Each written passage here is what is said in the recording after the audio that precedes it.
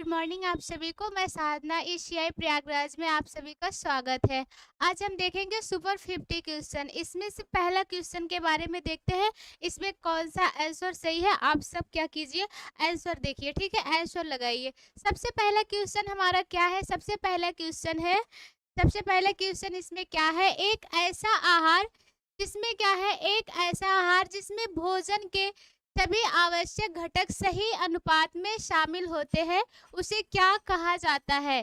ठीक है, इसमें बताइए। जो पहला क्वेश्चन है, एक ऐसा आहार जिसमें भोजन के सभी आवश्यक घटक सही अनुपात में शामिल होते हुए उसे क्या कहा जाता है? ठीक है, वसा युक्त आहार कहते हैं, संतुलित आहार कहते हैं, गरिष्ठ आहार कहते हैं, प्रोटीन युक्त आहार कहते हैं। इसमें से बताइए कौन सा क्वेश्चन हमारा सही होगा। ठीक है, कौन सा क्वेश्चन इसमें सही होगा, फटाफट आप लोग आंसर दीजिए। ठीक है, बताइए इसमें से कौन सा आंसर सही होगा। गुड मॉर्निंग आप सभी को। उमा, मैं आपको पहचान रही हूँ, ठीक है। आप लोग शेयर कर दीजिए, सारे लोग इकट्ठा हो जाइए, ठीक है, सारे लोग लाइव आ जाइए, अपनी क्लास देखिए कि इसमें से कौन सा आंसर सही है। ठीक है, तो देखिए, जो आज का पहला क्वेश्चन है इसमें क्या पूछा जा रहा है कि कौन सा ऐसा आहार है जिसमें भोजन के सभी आवश्यक घटक सही अनुपात में होते हैं। ठीक है, जो भोजन का घटक होता है वह क्या होता है? क्या वसा युक्त आहार होता है या संतुलित आहार होता है, गरिष्ठ आहार, प्रोटीन? तो वसा से क्या होता है? वसा युक्त भोजन से क्या होता है? जिसमें क्या हो, जिसमें वसा क्या हो, जिसमें वसा की मात्रा हो। ठीक है, जिसमें वसा की मात्रा हो। ठीक, उसके बाद से क्या पूछा जा रहा है? गरिष्ठ भोजन, जिसमें क्या हो, गरिष्ठ मतलब क्या होते हैं? जिसमें, जिस भोजन में तेल, तले भुने क्या होते हैं, तेल घी की मात्रा क्या होती है, ज्यादा होती है, तले भुने भोजन होते हैं। ठीक है, उसके बाद से प्रोटीन युक्त, जिसमें क्या हो, जिस भोजन में जिसमें प्रोटीन की मात्रा क्या हो, अधिक हो, जिसमें प्रोटीन की मात्रा अधिक हो। ठीक है, जैसे वसा मतलब वसा में जिसमें तेल, घी, ये सब क्या होते हैं, ये सारे जो होते हैं क्या होते हैं, वसा में क्या होते हैं, तेल घी की मात्रा अधिक होती है। तो इससे क्या होता है, ये भी हमारे संतुलित भोजन नहीं होते। संतुलित भोजन का मतलब हमारे क्या होते हैं, जो ऐसा आहार होता है जो आवश्यक घटक के सही अनुपात में शामिल होता है, वह हमारा संतुलित भोजन हो जाता है। आप सभी का आंसर सही आ रहा है, बी आ रहा है। ठीक है, इसमें कौन सा आंसर होगा? सही आंसर होगा हमारा संतुलित आहार। संतुलित आहार का मतलब क्या होता है? जिसमें सभी पोषक तत्व क्या होते हैं, जिसमें सभी पोषक तत्व, जिसमें सभी पोषक तत्व क्या होते हैं, विद्यमान होते हैं। ठीक है, क्या होते हैं, सभी पोषक तत्व शामिल होते हैं। जैसे कि क्या, मान लीजिए कार्बोहाइड्रेट, ठीक है, कार्बोहाइड्रेट, प्रोटीन, प्रोटीन के बाद से क्या, मान लीजिए प्रोटीन के बाद से वसा, वसा के बाद से क्या हो जाएगा, खनिज, खनिज के बाद से क्या हो जाएगा, खनिज, उसके बाद से हमारा क्या हो जाएगा, विटामिन, विटामिन के बाद से क्या होगा, जल। ठीक है, विटामिन के बाद से क्या होगा, जल। ये सब क्या है, ये सब हमारे जो है, ये सब संतुलित आहार है। ठीक है, ये सब क्या है, संतुलित आहार के अंतर्गत आते हैं। व्यक्ति को जिसमें सारे पौष्टिक तत्व विद्यमान होते हैं वो हमारे क्या होते हैं, वह जो होते हैं वह संतुलित आहार होते हैं। ठीक है, ये क्या होते हैं, इसमें क्या होते हैं, ये सबके लिए आवश्यक होता है। अगर यह क्या होता है, शरीर की आयु के अनुसार, शरीर की लंबाई के अनुसार, भार के अनुसार जो होते हैं हमें भोजन लेना आवश्यक होता है, जो हमारे शरीर के लिए बहुत क्या होते हैं, लाभदायक होते हैं। यह हमारा क्या हो जाएगा, संतुलित आहार, ऑप्शन बी सही हो जाएगा। ठीक है, अगला क्वेश्चन देखते हैं। अगला क्वेश्चन क्या होता है? अगला क्वेश्चन हमारा है, भोजन का पौष्टिक मूल्य किस विधि से बढ़ाया जा सकता है? इसमें पूछा जा रहा है कि भोजन का पौष्टिक मूल्य किस विधि से बढ़ाया जा सकता है। खमीरीकरण से, अंकुरण से, फोर्टिफिकेशन से, इसमें से सभी। आप सब बताइए, जो भोजन का पौष्टिक मूल्य होता है, सभी को गुड मॉर्निंग, सभी को, आप लोग कैसे हो? ठीक है, सब लोग देखिए, इसमें क्या पूछा जा रहा है कि भोजन का पौष्टिक मूल्य किस विधि से बढ़ाया जा सकता है। ठीक है, खमीरीकरण से, अंकुरण से, फोर्टिफिकेशन से, या उपयुक्त सभी। तो खमीरीकरण का मतलब आप सब जानते हैं, जो चीजें क्या करते हैं, जैसे कि दूध से दही बनाना, ये क्या हो जाता है, ये दूध से दही बनाना। ठीक है, क्या होते हैं, दूध से दही बनाना। उसके बाद से पनीर, ये सब क्या होते हैं, और क्या होते हैं, वियर, बियर के बाद से क्या होते हैं? वाइन। वाइन के बाद से और क्या होते हैं? ये सब क्या होते हैं? खमीरीकरण। इसमें क्या होता है? जब हम खमीरीकरण करते हैं तो किसकी मात्रा बढ़ती है? तो हमारे शरीर में जो होते हैं पाचन शक्ति बढ़ती है। ठीक, पाचनशीलता क्या होती है? पाचनशीलता, पाचनशीलता बढ़ता है। प्लस क्या होता है? इसमें जो विटामिन बी होता है ना, विटामिन बी कॉम्प्लेक्स, ठीक है, विटामिन बी कॉम्प्लेक्स फ्लेक्स की मात्रा क्या होता है? बढ़ जाता है। ठीक है, तो ये इससे भी क्या होता है? जो हमारे पौष्टिक तत्व के क्या होते हैं, मूल्य होते हैं ना, ये क्या होते हैं? गुण बढ़ाया जाता है। तो किसके कारण? खमीरीकरण के द्वारा भी बढ़ाया जाता है। अंकुरण के द्वारा, जैसे कि आप सभी जान लीजिए, जो मतलब खाद्य पदार्थ होते हैं, जो भी खाद्य पदार्थ होते हैं ना, क्या होते हैं? खाद्य पदार्थ, तो वो ठोस होते हैं। ठीक है, खाद्य पदार्थ क्या होते हैं? ठोस होते हैं। इसको हम क्या करते हैं? भिगो देते हैं। जब इसको भिगो देते हैं तो ये क्या होता है? ये सरल हो जाता है। ठीक है, सरल हो जाता है। इसमें अंकुरण हो जाता है। क्या होता है? अंकुरण की मात्रा बढ़ जाती है। इससे क्या होता है? भोजन सरल हो, जैसे कि चने, चने आप कच्चे तो खा नहीं पाओगे अच्छे तरीके से, लेकिन जब आप इसको भिगो देते हैं ना, भिगोने के बाद ये सरल हो जाता है। इसमें क्या होता है? इसमें पौष्टिक तत्व की मात्रा भी बढ़ जाती है। प्लस और क्या होता है? यह जो होता है विटामिन सी की मात्रा भी बढ़ जाती है। विटामिन बी कॉम्प्लेक्स की मात्रा भी बढ़ती है। ठीक है, इसमें क्या होता है? विटामिन सी की मात्रा बढ़ जाती है, प्लस विटामिन बी कॉम्प्लेक्स, ठीक है, विटामिन बी कॉम्प्लेक्स की मात्रा भी बढ़ जाती है। ठीक है, तो ये क्या होते हैं? फोर्टिफिकेशन का मतलब ये क्या होता है? इसमें जैसे कि सारे हमें अगर क्या हुआ, दाल चावल खा रहे हैं, दाल चावल के साथ में बस दाल, जिसमें भी जो हमें आवश्यक होते हैं, ठीक है, जो भी हमें क्या होता है, जो हमारे शरीर के लिए आवश्यक होना चाहिए, दाल चावल के साथ में हमें विटामिन की ज़रूरत होती है, कैल्शियम की ज़रूरत होती है, उसके बाद से आयोडीन की भी ज़रूरत होती है। तो हम क्या करेंगे? अगर दाल बना रहे हैं, दाल के साथ में नमक डाल रहे हैं ना, तो क्या होते हैं हमारे जो होते हैं, हम नमक डालेंगे तो हमें क्या मिलेगा? हमें खनिज मिलेगा। ठीक है, फिर दूध पिएंगे, हमें क्या मिलेगा? कैल्शियम मिलेगा। तो सबके साथ में क्या होता है? प्रक्रिया करा के वह हमारे शरीर के लिए बहुत अच्छा होता है। ठीक है, इसमें से क्या हो जाएगा? सभी ऑप्शन सही हो जाएगा, ऑप्शन डी सही हो जाएगा। अब सभी का आंसर डी आ रहा है। ठीक है, हाँ, गुड, सीखा, सीखा, हाँ, चने होते हैं। ठीक है, उसके बाद से आगे हम देखते हैं अगला क्वेश्चन क्या है। अगला क्वेश्चन पूछा जा रहा है कि पुरुषों में स्त्रियों के मुकाबले में बीएमआर होता है। इसमें क्या पूछा जा रहा है कि जो पुरुष होते हैं उसमें स्त्रियों के मुकाबले बीएमआर होता है, कम होता है, एक समान होता है, अधिक होता है, इनमें से कोई नहीं। तो आप सब देखिए, जो बीएमआर होता है ना, क्या होता है? ये इसका नाम होता है बेसल, बेसल मेटाबॉलिज्म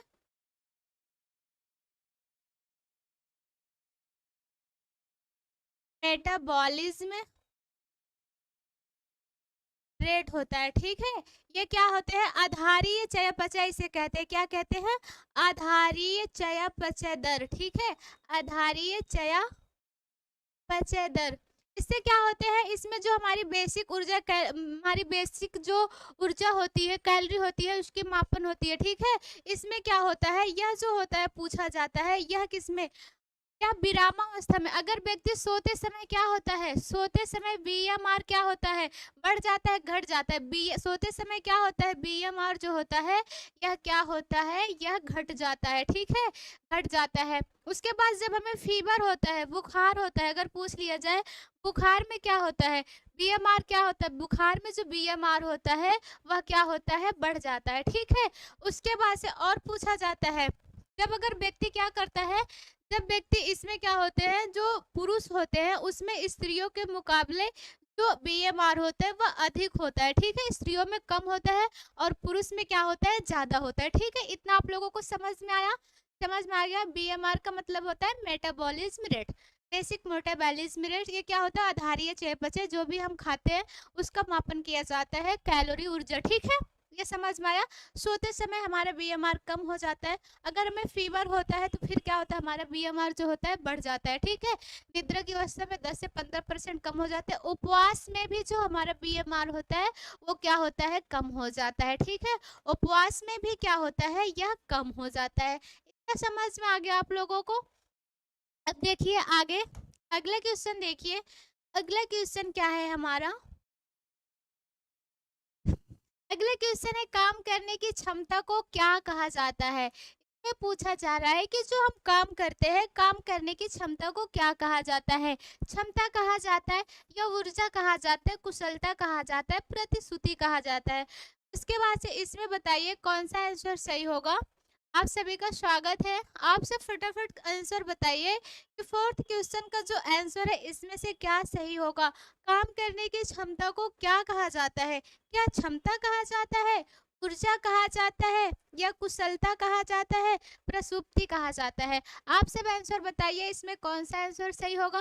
तो अगर हम काम करते हैं तो उसमें क्या होता है, हमारी ऊर्जा ह्रास होती है। अगर हम काम करते हैं, कोई भी कार्य करते हैं ना, तो इसमें क्या होता है, ऊर्जा, ये जो होती है ना, हमारी ऊर्जा लॉस होती है। ठीक है, तो अगर देखिए, जब हम कोई चीज खा रहे हैं, ठीक है, जब हम कुछ खा रहे हैं तो हमें क्या होती है, चाहे वो हम कार्बोहाइड्रेट ले रहे हो या प्रोटीन ले रहे हो, वसा ले रहे हो, ये हमें क्या करती है, ये हमें ऊर्जा देने का कार्य करते हैं।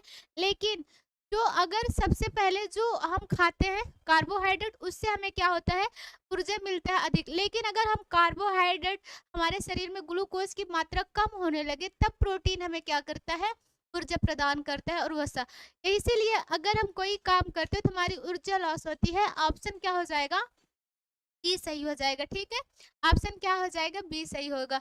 रिया पांडे, हाँ देखिए आपका आंसर सही है, आप लोगों का आंसर सही है, ऑप्शन सेकंड सही हो जाएगा फोर्थ का। ठीक है, अगला क्वेश्चन हम देखते हैं। अगला क्वेश्चन क्या है हमारा, यह है, भोजन में ऊर्जा का सबसे संकेंद्रित रूप निम्न में से कौन सा है? इसमें पूछा जा रहा है कि भोजन का सबसे संकेंद्रित रूप निम्न में से कौन सा होगा। कार्बोहाइड्रेट होगा, वसा होगा, प्रोटीन होगा, विटामिन होगा। अब से फटाफट बताइए इसमें क्या होता है, इसमें क्या होता है, कौन सा आंसर सही होगा। भोजन में ऊर्जा का सबसे संकेंद्रित रूप निम्न में से कौन सा होगा। कार्बोहाइड्रेट होगा, वसा होगा, प्रोटीन होगा, या विटामिन होगा। ठीक है, आप लोग बताइए इसमें कौन सा आंसर सही होगा। देखो, जो कार्बोहाइड्रेट होता है ना, क्या होता है, कार्बोहाइड्रेट होता है, जो कार्बोहाइड्रेट होता है, 1 ग्राम कार्बोहाइड्रेट में हमें कितने कैलोरी मिलती है, हमें 4.2 कैलोरी मिलती है। ठीक है, उसके बाद से जो प्रोटीन होती है, वसा जो होता है, वसा में कितना, 1 ग्राम हमारे कार्बो वसा में कितने, तो इसमें 9.2 कैलोरी हमें ऊर्जा मिलती है। ठीक है, वहीं पे प्रोटीन की बात करते हैं तो प्रोटीन में कितनी हमें वो मिलती है, कितनी कैलोरी मिलती है, 1 ग्राम प्रोटीन में, इसमें भी 4.2 कैलोरी हमें ऊर्जा की प्राप्ति होती है। तो सबसे ज्यादा किसमें पूछा जा रहा है, सबसे ज्यादा,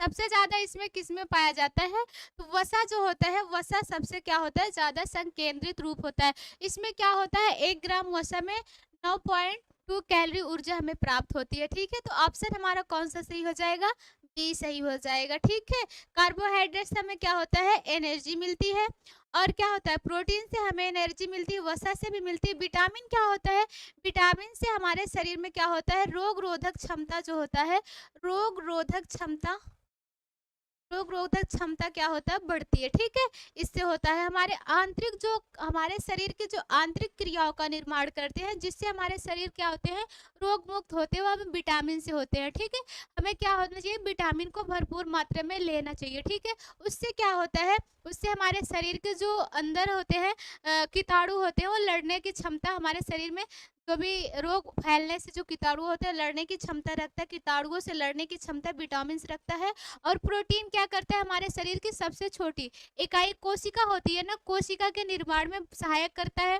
और हमारे टिश्यूज, हमारे ऊतक जो होते हैं, उसके क्या करते हैं, तोड़ फोड़ की मरम्मत करते हैं। जितनी भी हास होती है कोशिकाएं, इसमें उसके देखभाल प्रोटीन करती है। और कार्बोहाइड्रेट से हमें क्या प्राप्त होता है, एनर्जी प्राप्त होता है। ठीक है, जब भी अगर हमें कोई कार्य करना होता है तो उसमें हमें कार्बोहाइड्रेट लेना पड़ता है। अगर हम कार्बोहाइड्रेट लेंगे तो हमें ऊर्जा मिलेगी, हम किसी कार्य को कर सकते हैं। ठीक है, ये हमारा रहा ऑप्शन बी सही हो जाएगा। ठीक है, आगे क्वेश्चन देखते हैं। अगला क्वेश्चन, अगला क्वेश्चन क्या है, आप सब बताइए। Good morning.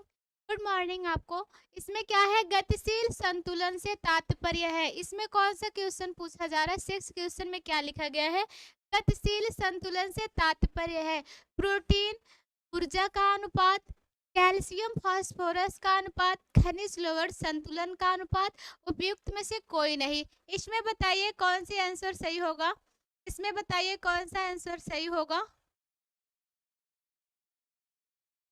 इसमें कौन सा आंसर सही होगा। गतिशील संतुलन पर है प्रोटीन ऊर्जा का अनुपात, कैल्शियम फास्फोरस का अनुपात या खनिज लवण संतुलन का अनुपात। तो इसमें हमारा ऑप्शन जो होगा, इसमें क्या होता है, प्रोटीन और ऊर्जा का जो अनुपात होता है, क्या होता है, प्रोटीन और ऊर्जा का जो अनुपात होता है वह उतने होता है। इसमें भी क्या होते हैं, 2.4 कैलोरी ऊर्जा मिलता है और प्रोटीन में भी 2.4 कैलोरी ऊर्जा मिलता है। तो इसमें हमारा ऑप्शन ए सही हो जाएगा, ठीक है, ए सही हो जाएगा। चलिए आप सबका भी आंसर सही है, आप सब फटाफट आंसर लगाइए, ठीक है। और देखिए अगला क्वेश्चन क्या है, अगला क्वेश्चन हमारा है खाली कैलोरी से तात्पर्य है। इसमें क्या पूछा जा रहा है, खाली कैलोरी से तात्पर्य है शून्य कैलोरी, सिर्फ कैलोरी, न्यूनतम कैलोरी, उपयुक्त में से कोई नहीं। अब सब फटाफट आंसर बताइए, खाली कैलोरी का मतलब क्या है। 7 का क्वेश्चन आंसर बताइए, इसमें कौन सा आंसर हमारा सही होगा, खाली कैलोरी का मतलब क्या होगा, ठीक है। सभी लोग आंसर दीजिए, सभी लोग आंसर दीजिए, इसमें कौन सा आंसर सही होगा। रोज, हाँ मैं रोज पढ़ाऊंगी, आप आइएगा। ऐप पे भी क्लासें मेरी चल रही है, मैं 1 हफ्ते से ज़्यादा क्लासें हो रही है और यूट्यूब पे आज से मैंने पहली बार क्वेश्चन क्या सॉल्व करा रही हूँ, लेकिन मैं कराऊंगी डेली। आप आ जाइएगा, ठीक है, आप जुड़ जाइएगा। और अगर ज़्यादा जानकारी लेनी तो सर से बात कर लीजिए, ओके, लेकिन मैं अब डेली पढ़ाऊंगी, ठीक है। चलिए इसमें कौन सा आंसर सही हो जाएगा, इसमें शून्य कैलोरी होगी, ठीक है। खाली कैलोरी का मतलब होगा शून्य कैलोरी, इसमें कोई कैलोरी नहीं मिलती है, ठीक है। आप सभी का आंसर सही है।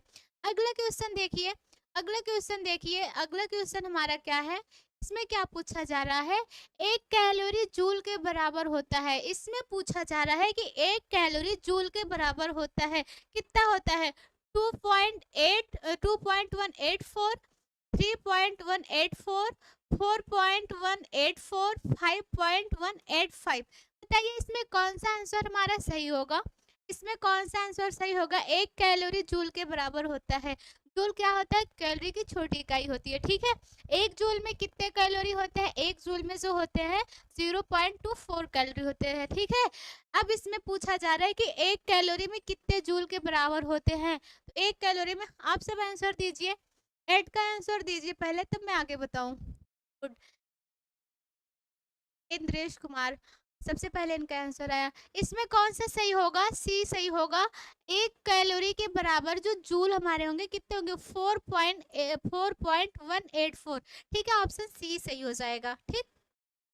अगला क्वेश्चन देखिए, अगला क्वेश्चन जो है, अगला क्वेश्चन क्या है, अगला क्वेश्चन है हमारा विरामावस्था में शरीर द्वारा वांछित ऊर्जा की मात्रा है। अभी मैंने बताया था ना, इसमें क्या होता है, विरामावस्था में शरीर द्वारा वांछित ऊर्जा की मात्रा होता है, आधारभूत उपापचय होता है, कैलोरी होता है, जूल होता है, कैलोमीट्री होता है। आप सब बताइए इसमें कौन सा आंसर सही होगा, ठीक है, इसमें कौन सा आंसर सही होगा। तो ये भी क्या होते हैं, हमारे ऊर्जा के जो छोटी इकाई होती है कैलोरी, उससे छोटी क्या होती है, जूल होती है। जब हम कैलोरी को खाते हैं, जूल एकदम छोटी इकाई होती है।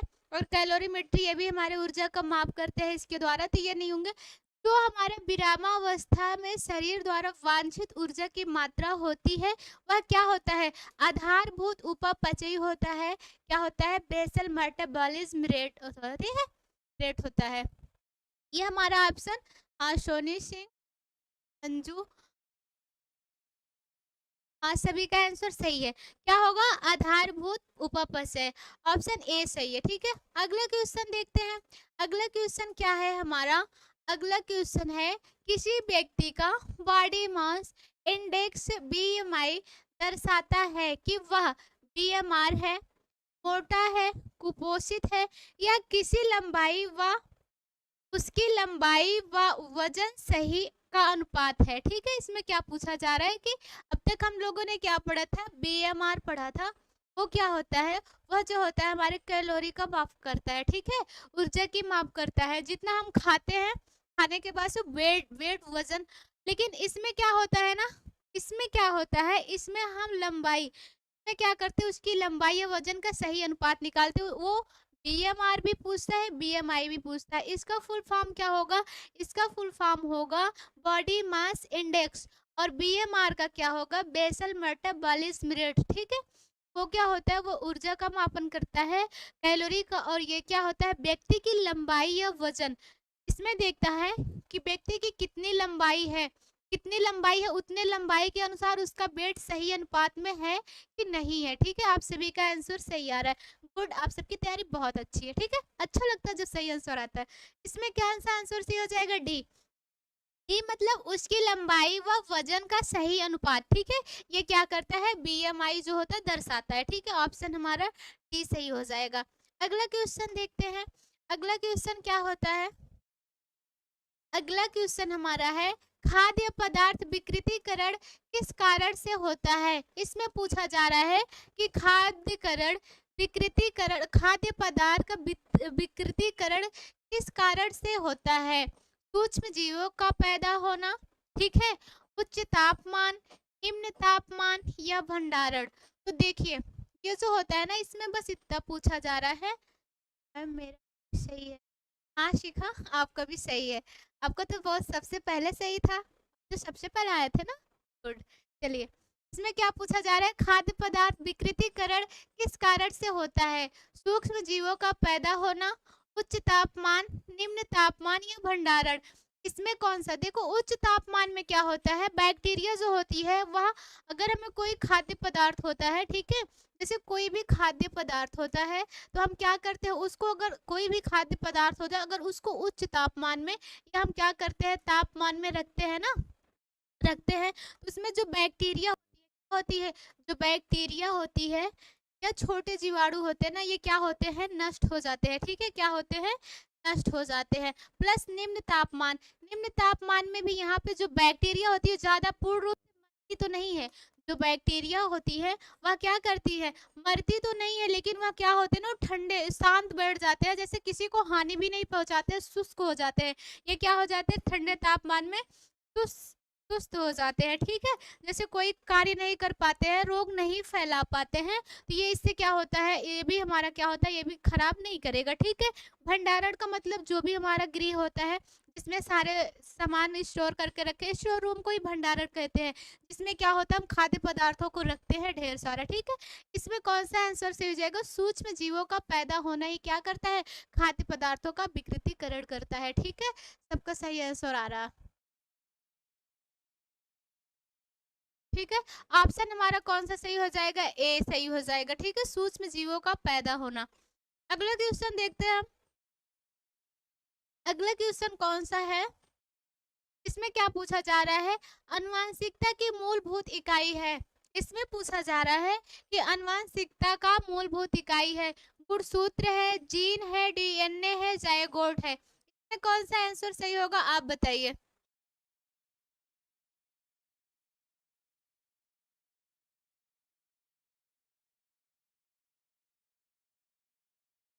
ठीक है, इसमें क्या पूछा जा रहा है कि आनुवंशिकता की मूलभूत इकाई है, गुणसूत्र है, जीन है, डीएनए है, जाइगोट है। देखो पहले गुणसूत्र का मतलब क्या होता है, यह जो होता है किसी व्यक्ति में, यह गुणसूत्र क्या होता है, किसी व्यक्ति में, किसी व्यक्ति में कितने पाए जाते हैं, ये किसी भी व्यक्ति में क्या होते हैं, 23 जोड़े गुणसूत्र पाए जाते हैं। कितने, 23 जोड़े गुणसूत्र पाए जाते हैं, और यह क्या होते हैं, 46 होते हैं टोटल। उसके बाद से क्या होता है, यह जो गुणसूत्र होता है, यह पूछा जाता है ना कि बॉयज गुणसूत्र क्या होते हैं, मेल गुणसूत्र क्या होते हैं, फीमेल गुणसूत्र क्या होते हैं। तो जो मेल गुणसूत्र होते हैं वह कौन से होते हैं, वह XY होते हैं। ठीक है, और जो फीमेल होते हैं, फीमेल गुणसूत्र क्या होते हैं, वहाँ एक्स एक्स होते हैं, ठीक है। या क्या होते हैं, लिंग निर्धारण करते हैं कितने, ये क्या होते हैं, गुणसूत्र हमारे कितने जोड़े पाए जाते हैं, 23 जोड़े। बाकी इसमें कितने होते हैं, 46 गुणसूत्र होते हैं। मेल के गुणसूत्र क्या होते हैं, एक्स वाई होते हैं। फीमेल के क्या होते हैं, एक्स एक्स होते हैं। इनका मतलब क्या होता है, यह जो होता है ना, इससे क्या होता है, अभी कहा जाता है इसमें जो होता है ना व्यक्ति के जैसे कि चेहरे का कलर, ठीक है, ये क्या होता है, ये हमारी आनुवंशिकता की मूलभूत इकाई होती है। अभी अगर दो भाई है ना तो कहते हैं नहीं ये इनके भाई लग रहे हैं, कभी उनके चेहरे का कलर, ठीक है, बाल का कलर, या और भी कुछ गुण मिलते होंगे, जैसे कि वो कोई कार्य ज्यादा इंटरेस्ट रखते होंगे कुछ करने में तो वो भी रखता होगा। तो ये सब क्या होते हैं, आनुवंशिक लक्षण होते हैं, ठीक है, मूलभूत इकाई होते हैं जीन। डीएनए क्या होता है, डीएनए भी क्या होता है, यह क्या होता है, डीएनए जो होता है यह जीवित कोशिका के गुणसूत्रों में निवास करता है, रहता है, ठीक है। और यह क्या होता है, यह पैतृक जो होते हैं पैतृक जांच करता है। अभी ये किसके पिता होते हैं, ठीक है, डीएनए क्या करता है, यह पैतृक फिंगरप्रिंट होते हैं। जैसे अगर कोई व्यक्ति हुआ मना कर दिया कि नहीं ये मेरा बेटा नहीं है, इससे क्या करते हैं हम उसके पता लगा सकते हैं कि इसके पिता है कि नहीं है, ठीक है। उसके बाद से क्या हो जाता है, जाइगोट क्या होता है, जाइगोट जो होता है, जाइगोट क्या होता है, जब निषेचन प्रक्रिया के बाद से क्या होते हैं, जो बॉन्ड बनते हैं, छोटी कोशिकाओं का बॉन्ड बनते हैं, छोटी छोटी कोशिकाएं मिलके क्या करती हैं, मेल और फीमेल से जो निषेचन प्रक्रिया के बाद जो भी वो बनते हैं क्या कहते हैं, बॉन्ड बनते हैं, वो हमारे क्या हो जाते हैं, जाइगोट। भ्रूण का आदि रूप जो होते हैं ये जाइगोट होते हैं, ठीक है। इसमें कौन सा आंसर सही हो जाएगा, तीन सही हो जाएगा, ऑप्शन बी, ठीक है। अगला क्वेश्चन देखते हैं, अगला क्वेश्चन कौन सा है, अगला क्वेश्चन पूछा जा रहा है बासी ब्रेड में आमतौर पर क्या असर होता है। इसमें पूछा जा रहा है कि बासी ब्रेड में आमतौर पर डाट डाट का असर होता है, मोल्ड का असर होता है, बैक्टीरिया का होता है, कीड़े का होता है, वायरस का होता है। आप सब फटाफट बताइए इसमें कौन सा आंसर सही होगा। आपको टोटल आपने हाँ उस क्वेश्चन है, ठीक है, टोटल 50 है और आप लोग जल्दी जल्दी आंसर दीजिए, मैं जल्दी जल्दी कराऊंगी। इसमें कौन सा आंसर सही होगा, बासी ब्रेड में आमतौर पर क्या पाया जाता है, ये क्या होते हैं, मोल्ड, फफूंदी। आप सब देखे होंगे ना क्या होते हैं, फफूंदी। आप सब देखे होंगे जब हम क्या करते हैं, रोटी रख देते हैं बहुत समय तक, ठीक है, क्या करते हैं जब रोटी हम रख देते हैं बहुत समय तक या 2-3 दिन हो जाते हैं तो उसमें क्या होते हैं, ग्रीन ग्रीन कलर के ऐसे नहीं जाली जैसे लग जाते हैं, तो वो हमारे क्या हो जाते हैं, मोल्ड यानी फफूंद लग जाते हैं। तो ऑप्शन कौन सा हमारा सही हो जाएगा, हमारा ए सही हो जाएगा, ठीक है। अगला क्वेश्चन देखते हैं, अगला क्वेश्चन हमारा कौन सा सही होगा, अगला क्वेश्चन है फफूंदी किस प्रकार का रोग फैलाता है। इसमें पूछा जा रहा है कि जो फफूंदी होती है वो किस प्रकार का रोग फैलाता है, पेट संबंधी, नेत्र संबंधी, त्वचा संबंधी, कान संबंधी। आप सब आंसर दीजिए कि जो फफूंदी होता है किस प्रकार का रोग फैलाता है, बताइए।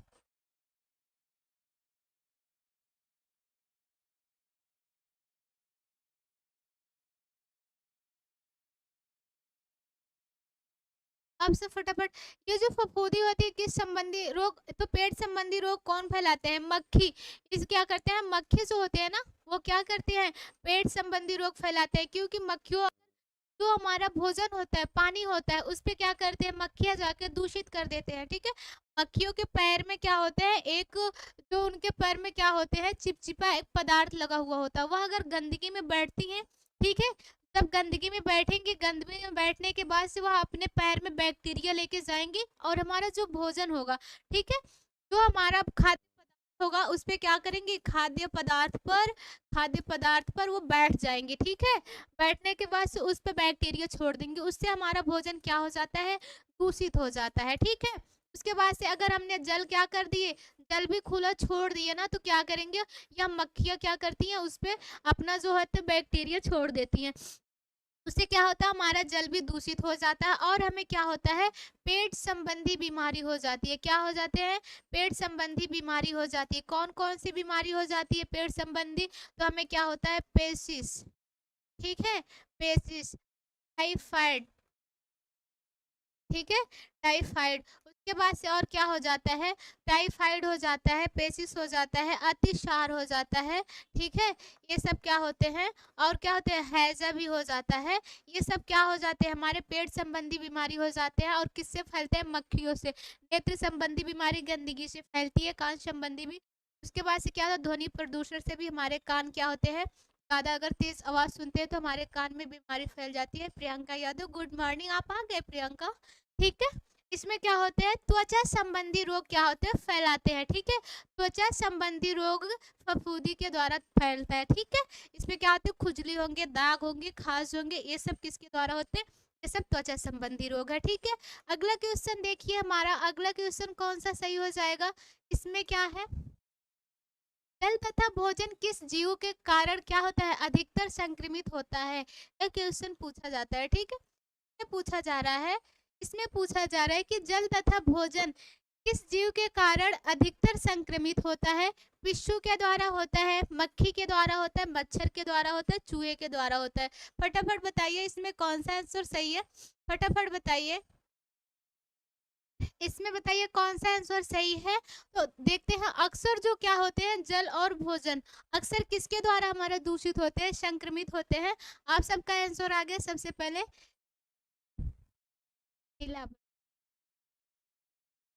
सभी लोग का आंसर सही आ रहा, कौन सा आंसर सही हो जाएगा, मक्खी, ठीक है। मक्खियों के द्वारा सबसे ज्यादा क्या होते हैं, हमारे शरीर में रोग फैलते हैं, हमारे भोजन और ये क्या होते हैं, जल दूषित होते हैं।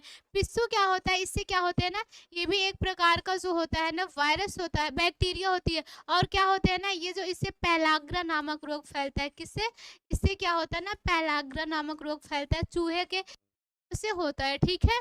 उसके बाद से क्या होता है, नियासिन की कमी से भी ये रोग फैलता है। और मच्छर के द्वारा कौन कौन से रोग फैलते हैं, तो मच्छर के द्वारा डेंगू फैलते हैं, मलेरिया फैलते हैं, फाइलेरिया फैलते हैं।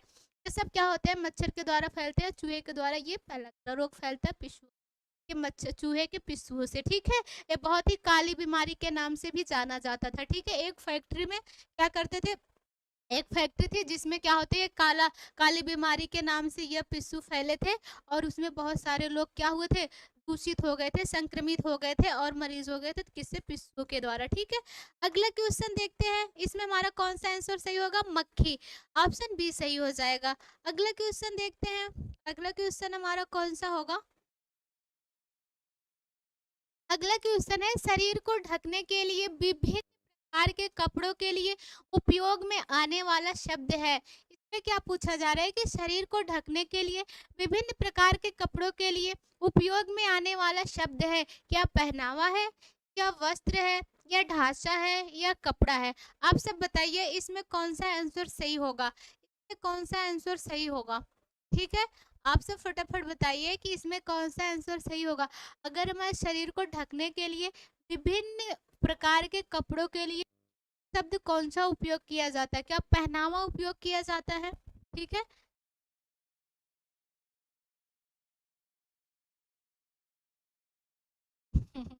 Thank you Neela, thank you, ऐसा नहीं है, चलिए आप भी बहुत क्यूट हो। इसमें क्या पूछा जा रहा है, शरीर को ढकने के लिए विभिन्न प्रकार के कपड़े के लिए उपयोग में आने वाले शब्द कौन सा हो जाएगा, तो हमारा वस्त्र होता है, ठीक है। वस्त्र से हम क्या करते हैं, विभिन्न प्रकार के पहनावे तैयार कर सकते हैं, ठीक है। क्या कर सकते हैं, विभिन्न प्रकार के पहनावे, जैसे कि शादी में कौन से कपड़े पहनने हैं, ठीक है, बर्थडे पार्टी में कौन से पहनने, कॉलेज में कौन से कपड़े पहनने हमें, बच्चे के लिए कौन से कपड़े बनाने हैं, बुजुर्ग के लिए कौन से कपड़े बनाने, किशोर के लिए कौन से कपड़े बनाने, ये सब हमें किससे होगा, ये सब वस्त्र से होगा। किसने, कलर के कपड़े, कौन सा कलर किसके ऊपर, महिलाओं के लिए कौन सा कलर उचित होता है, तो महिलाओं के लिए गुलाबी, हल्का गुलाबी जो होते हैं उनके लिए पिंक कलर अच्छे होते हैं। स्त्रियोचित कलर कौन से होते हैं, पूछ लिया जाता है, स्त्री का कलर कौन सा है, तो यह जो होता है ना, गुलाबी कलर माना जाता है, ठीक है। और क्या होता है, फेवरेट होता है। और जो पुरुष के लिए कौन सा कलर माना जाता है, तो पुरुष के लिए जो कौन से कलर होते हैं, तो वह नीला कलर माना जाता है, ठीक है। नीला, ये क्या होते हैं, ये पुरुषोचित कलर होते हैं, ठीक है। उसके बाद से क्या है, अगला क्वेश्चन क्या है, ये जो इसमें हमारा ऑप्शन बी सही हो जाएगा। अगला क्वेश्चन है, अगला क्वेश्चन है, पूछा जा रहा है कि आवे रवा का अर्थ है, इसमें बता रहा है कि आवे रवा का मतलब क्या है, क्या बहता हुआ पानी है, ओस की बूंदें हैं, पानी जैसा है, इनमें से कोई नहीं। अब ये लोग आप लोग कमेंट कीजिए कि जो आबे रवा है, किसके कपड़े को कहा जाता है, ठीक है? ये कहाँ का ट्रेडिशनल है और इससे किस कपड़े से किस रेशे से बना हुआ होता है और जिसे आबे रवा नाम दिया जाता है, ठीक है? बताइए ये इसका मतलब क्या है? क्या बहता हुआ पानी है? क्या वो उसकी बूंद है या पानी जैसा? इनमें से कोई नहीं। फटाफट बताइए इसमें से कौन-सा आंसर सही होगा?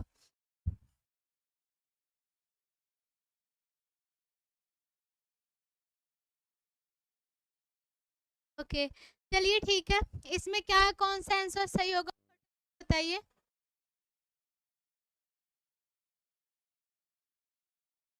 इसमें कौन-सा आंसर सही देखो, आबे-रवा का मतलब होता है वहाँ बहता हुआ पानी, ठीक है? बहता हुआ पानी। और क्या होता है? ये जो होता है ना ढाका का मलमल, ठीक है? ढाका का जो मलमल होता है, ढाका का मलमल, ढाका का जो मलमल होता है ना, उसका उस साड़ी का क्या होता है, ढाके का मलमल जो होता है, उसी का नाम होता है। इसी का अनेक नाम है, बहता हुआ पानी, ठीक है? बहता पानी, ओस की बूँद सब इसी को कहते हैं क्योंकि ये इतना बारीक होता है ना, ये जो ढाका का मलमल होता है, यह कपड़ा जो होता है ना, यह कपड़ा जो होता है बहुत ही बारीक होता है। कैसा होता है? बहुत ही बारीक होता है और किससे बनाया जाता है? कपास के रेशे से बनाया जाता है। यह क्वेश्चन पूछा जाता है। कपास के रेशे से बनाया जाता है, ठीक है? उससे बनाया जाता है और यह क्या होता है बहुत ही बारीक होता है और यह इतना बारीक होता है कि इसको एक उंगली से क्या करते हैं, एक उंगली से हम क्या करते हैं, गुजार सकते हैं। एक रिंग जो नहीं होता रिंग अंगूठी, उसके बीच से हम उसको गुजार सकते हैं। एक माचिस की डिबिया में हम बंद कर सकते हैं इस कपड़े को, मलमल को, ठीक है? ढाका की साड़ी, ढाका का मलमल जो होता है, यह कहाँ की ट्रेडिशनल है? तो बंगाल, पश्चिम बंगाल। पहले वो क्या था, पहले वह उसी की राजधानी ढाका थी ना, अब अलग हो गई है। तो यहाँ क्या होता है, उसके जो मलमल होते हैं, कपड़े होते हैं, उसी का नाम क्या है, बहता हुआ पानी, ओश की बूंद, ये सब क्या होते हैं, ये सब क्या है, आबे रवा, ये सब क्या है, ये सब ढाका के मलमल के नाम है। इसका आंसर कौन सा सही हो जाएगा? पहला आंसर सही हो जाएगा, बहता हुआ पानी। आप लोगों को सभी का सही है, ठीक है? ओके, आगे चलें, आगे। पहला क्वेश्चन, उसके बाद से अगला क्वेश्चन हमारा क्या है? अगला क्वेश्चन है, वस्त्र की पहचान का अत्यंत महत्वपूर्ण परीक्षण किया जाता है।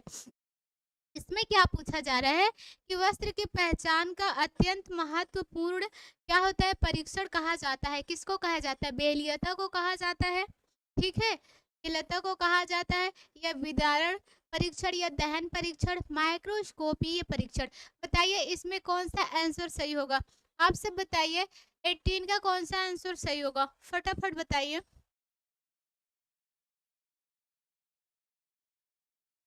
फटाफट बताइए इसमें कौन सा आंसर सही होगा? तो 18 का हमारा डी सही होगा। सबसे जो विश्वसनीय परीक्षण होता है, सबसे महत्वपूर्ण होता है, वह क्या होता है? सूक्ष्मदर्शी द्वारा होता है, माइक्रोस्कोपिक संरचना के द्वारा होता है। ऑप्शन हमारा डी सही हो जाएगा, ठीक है? अगला क्वेश्चन देखिए, अगला क्वेश्चन कौन सा है? अगला क्वेश्चन कौन सा है हमारा? में क्या पूछा जा रहा है? सबसे कम घर्षण प्रतिरोधक रेशा है। इसमें क्या पूछा जा रहा है? सबसे कम घर्षण प्रतिरोधक रेशा कहा जाता है या रेशा होगा, कौन सा होगा? निस्भय होगा, ठीक है? निस्भय होगा, या क्या होगा? चार खानेदार सूती कपड़ा होगा, या मोटा सूती कपड़ा होगा, साटिन होगा। आप सब बताइए इसमें कौन सा आंसर होगा, ठीक है? आप लोग बताइए इसमें कौन सा मतलब कौन सा आंसर सही होगा?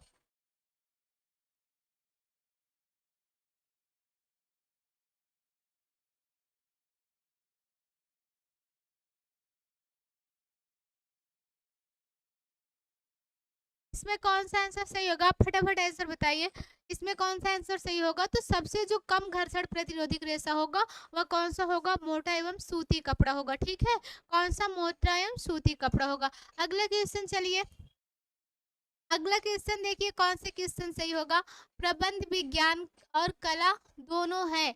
इसमें पूछा जा रहा है विज्ञान, प्रबंध और कला दोनों है, यह केवल विज्ञान है, केवल कला है, या क्या आप असहमत हैं? इससे सहमत हैं? तो देखिए इसमें जो प्रबंध होता है ना, विज्ञान एवं कला, इसमें पूछा जा रहा है जो प्रबंधक होता है कोई भी कार्य, गृह प्रबंध का क्या मतलब होता है? गृह प्रबंध का जो मतलब होता है या क्या होता है, यह एक व्यवस्थित तरीके से क्या होता है, एक व्यवस्थित तरीके से किसी भी कार्यों को करना, ठीक है, अपने घर को सजाना, अपने घर के कार्यों को करना व्यवस्थित तरीके से।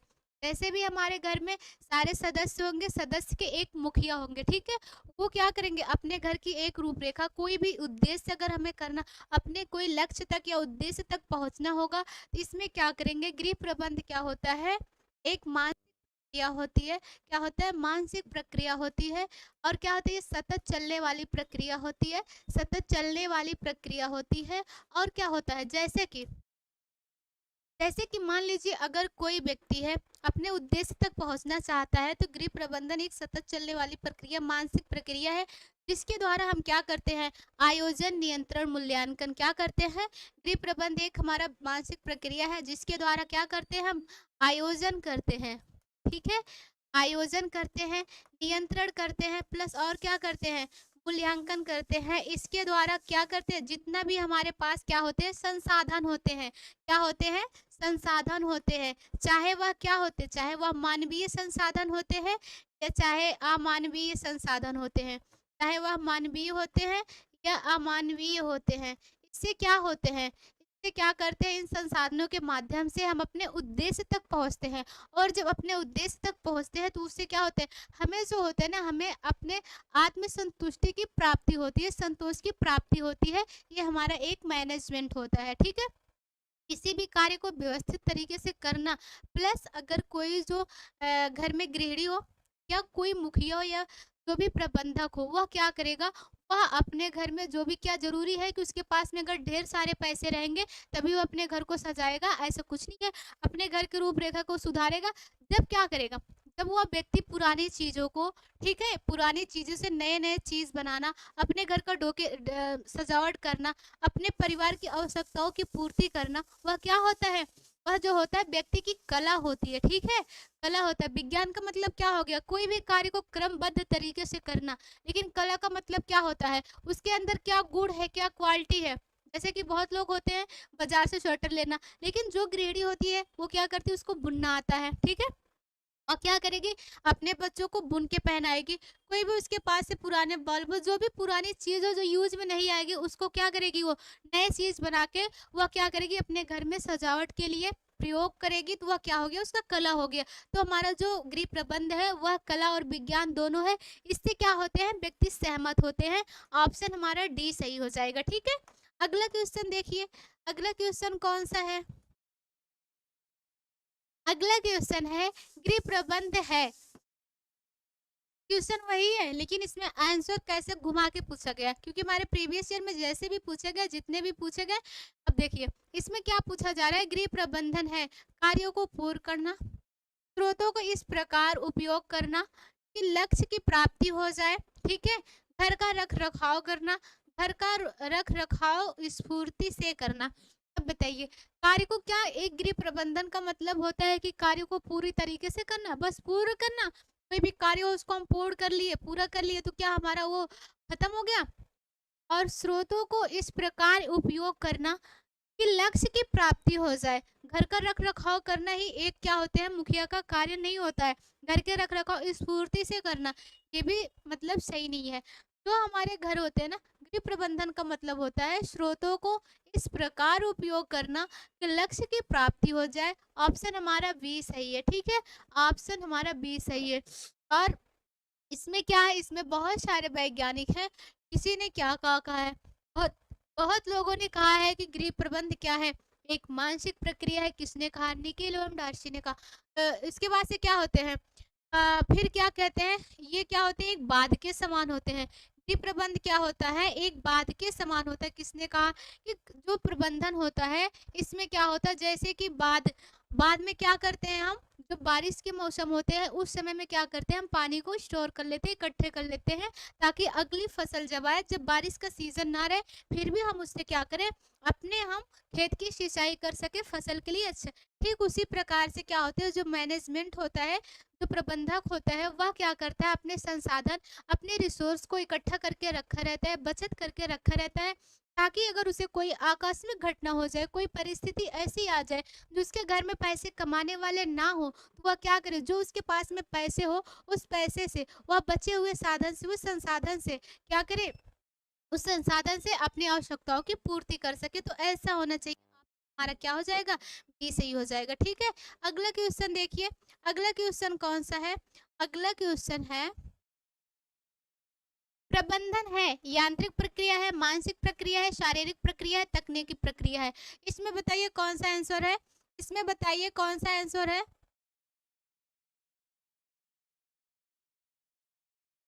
थैंक यू विशाल।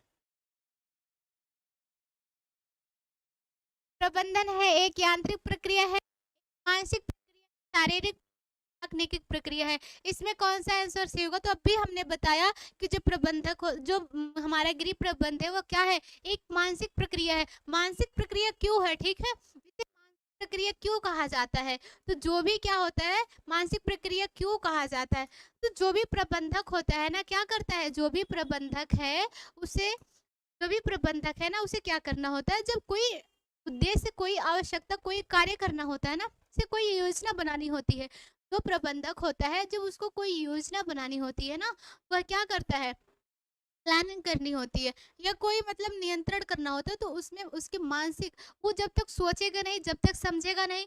अब बताओ 10 लोग हमारे घर में हैं, ठीक है, 10 लोग जो हमारे घर में है, तो एक जो हमारे पापा होंगे, जो हमारे दादा होंगे, वो क्या करेंगे, 10 लोग की आवश्यकता की पूर्ति कैसे करेंगे, सबके बारे में जानेंगे, सबके बारे में सोचेंगे, एक लिस्ट बनाएंगे, लिस्ट में लिखेंगे कि हमारी इनकम कितनी है, हमारे पास खर्च कितने हैं, कितने हमारे सदस्यों से पैसे आ रहे हैं, कहाँ कहाँ से आ रहे हैं, कितने संसाधन हैं, जिससे कि हमारे परिवार की आवश्यकता की पूर्ति हो सके। वह क्या कर रहा, उसके मानसिक विवेक, मानसिक शक्ति, कौशल, बुद्धि, ज्ञान, तो इसके काम में आ रहे हैं। तभी क्या है, जब तक व्यक्ति क्या करेगा, अपने बुद्धि का इस्तेमाल नहीं करेगा, ज्ञान का इस्तेमाल नहीं करेगा, सोचेगा नहीं, समझेगा भी नहीं, तो क्या वो कोई कार्य कर ले जाएगा, नहीं कर ले जाएगा। तो यह क्या है, एक मानसिक प्रक्रिया है। ऑप्शन हमारा क्या सही हो जाएगा, बी सही हो जाएगा। ठीक है, प्रबंध क्या है, एक मानसिक प्रक्रिया है, सतत चलने वाली प्रक्रिया है, व्यवहारिक विज्ञान है। ठीक है, या क्या है, व्यवहारिक विज्ञान है, संस्कृति की जड़ है। उसके बाद से क्या है, एक ये क्रियाओं का चक्र है। क्रियाओं का चक्र किसने कहा है, आप लोग कमेंट करिए, फटाफट कमेंट करिए कि ये प्रबंध एक क्रियाओं का चक्र है, किसने कहा था, क्योंकि ये जानते हैं एक उद्देश्य को पूर्ति करने के बाद से फिर हमारा कोई ना कोई दूसरा उद्देश्य आ जाता है। इससे क्या होता है, इससे ये हमारी प्रक्रिया चलती रहती है। तो कौन सा आंसर हमारा सही हो जाएगा, मानसिक प्रक्रिया। ठीक है, चलो आगे चलते हैं, आगे चलते हैं। आगे क्या है, निर्णय प्रक्रिया को प्रभावित करने वाली सॉरी, निर्णय प्रक्रिया को प्रभावित करने वाला तत्व नहीं है। इसमें पूछा जा रहा है कि निर्णय प्रक्रिया को प्रभावित करने वाला तत्व नहीं है, क्या ज्ञान नहीं है, पारिवारिक संसाधन नहीं है, मूल्य नहीं है, योजना नहीं है। आप सब बताइए इसमें कौन सा आंसर सही होगा।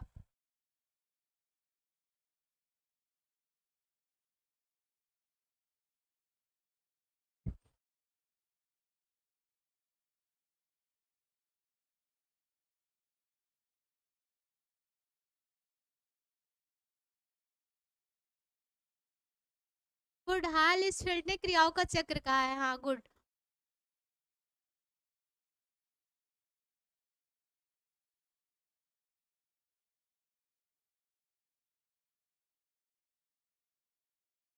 इसमें क्या है, निर्णय प्रक्रिया को प्रभावित करने वाला तत्व नहीं है, ज्ञान।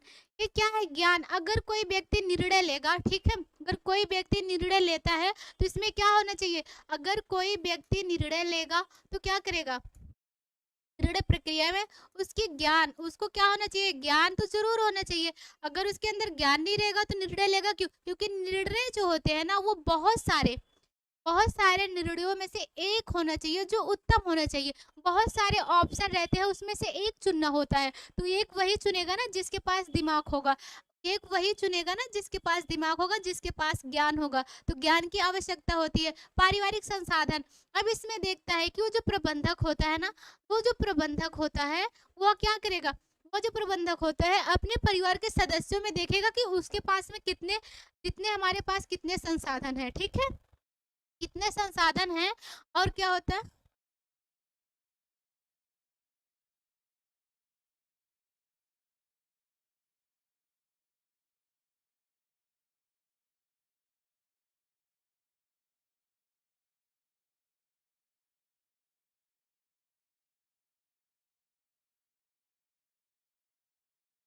चलो छोड़ो, पढ़ाई करो, ठीक है, पढ़ाई करो।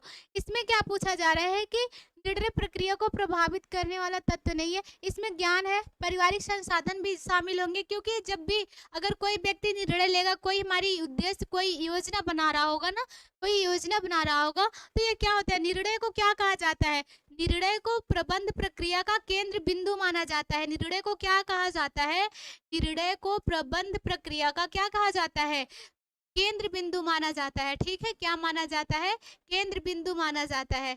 उसके बाद से और क्या माना जाता है, प्रबंध का मस्तिष्क कहा जाता है, किसको कहा जाता है, तो निर्णय प्रक्रिया को कहा जाता है, ठीक है। इसको जॉन डीबी ने कितने प्रकार में बताया है, 3 प्रकार बताया है। ग्रास एवं कैंडल ने कितने बताए हैं, 5 बताया है। निखिल एवं डार्सी ने कितने भागों में बांटा है, 4 भागों में बांटा है, ठीक है। निर्णय प्रक्रिया को किसने, जॉन डीबी ने कितने प्रकार से बांटा है, ठीक है, 3 प्रकार। उसके बाद से जो निखिल एवं डार्सी हैं, निखिल एवं डार्सी, इन्होंने कितने प्रकार बताए हैं, 4 प्रकार। ग्रास एवं कितने प्रकार बताए हैं, तो इन्होंने कितने प्रकार बताए हैं, 5 प्रकार बताया है। निर्णय प्रक्रिया, निर्णय प्रक्रिया जो होती है ना, प्रबंध प्रक्रिया के केंद्र बिंदु एवं मस्तिष्क माने जाते हैं, ठीक है। क्योंकि देखो, और इसमें ना निर्णय प्रक्रिया एक सामूहिक होता है, एक व्यक्तिगत निर्णय होता है। जो व्यक्तिगत निर्णय होता है ना, वो स्वयं व्यक्ति ले लेता है, ठीक है, वो अच्छा नहीं माना जाता है। लेकिन जो सामूहिक निर्णय प्रक्रिया होती है ना, उसमें क्या अच्छा माना जाता है, वो परिवार के सारे सदस्य को क्या किया जाता है, शामिल किया जाता है, उनसे विचार विमर्श करते हैं, तो क्या करते हैं, वह जो होते हैं निर्णय प्रक्रिया लेते हैं, निर्णय लेते हैं। तो क्या होता है, ज्ञान मूल्य की भी आवश्यकता होती है। लेकिन योजना क्या होती है, निर्णय लेने में योजना का कोई महत्व नहीं होता। ऑप्शन हमारा कौन सा सही हो जाएगा, डी सही हो जाएगा, ठीक है, ऑप्शन डी सही हो जाएगा। अगला क्वेश्चन देखिए, अगला क्वेश्चन है मांग का नियम आधारित है। इसमें क्या पूछा जा रहा है, मांग का नियम आधारित है। थैंक यू सीमा।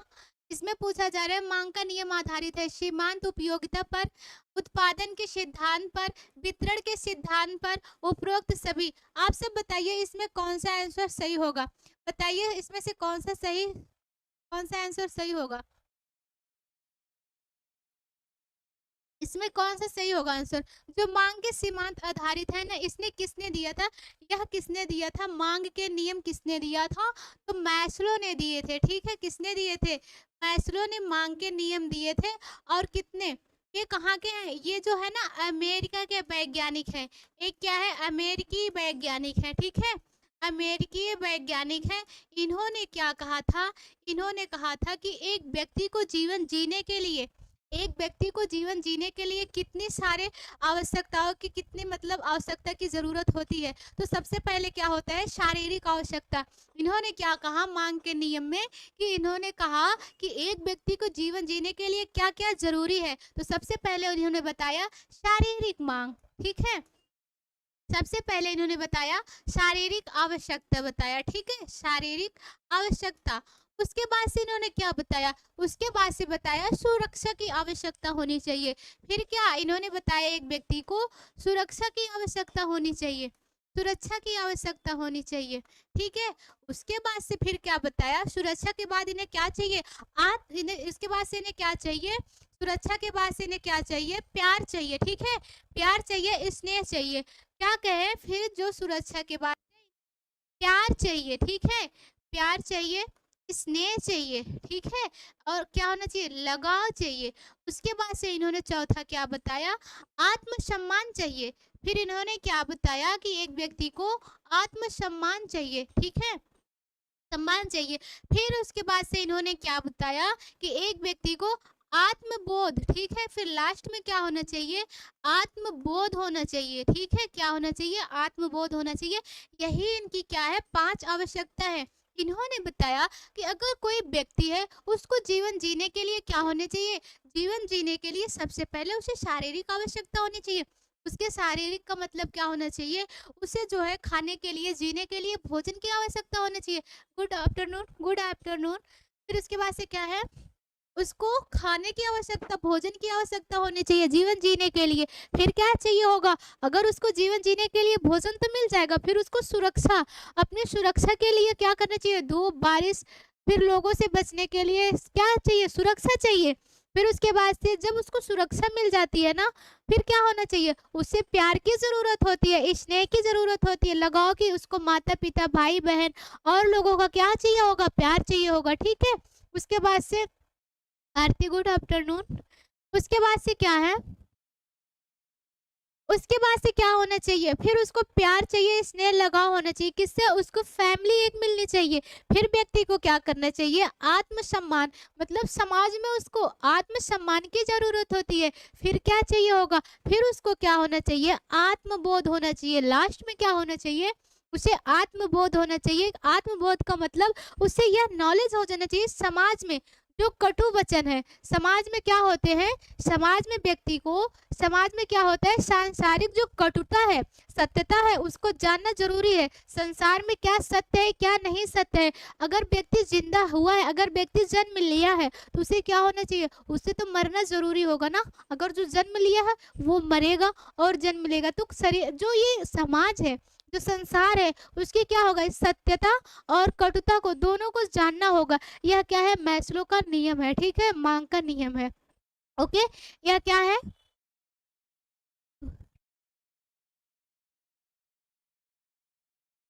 पर मैं रोली नहीं है मैम जी।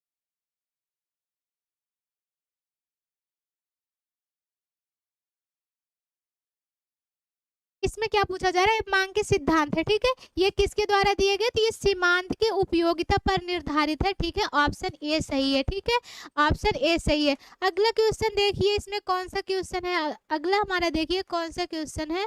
तो अगला है, इसमें क्या पूछा जा रहा है, प्रसार शिक्षा का सफल निरीक्षण क्या प्रदान करता है। इसमें पूछा जा रहा है कि प्रसार शिक्षा का सफल निरीक्षण जो होता है वह क्या प्रदान करता है, गुणात्मक वृद्धि करता है, गुणात्मक वृद्धि करता है, परिणामात्मक वृद्धि है, या उपरोक्त दोनों।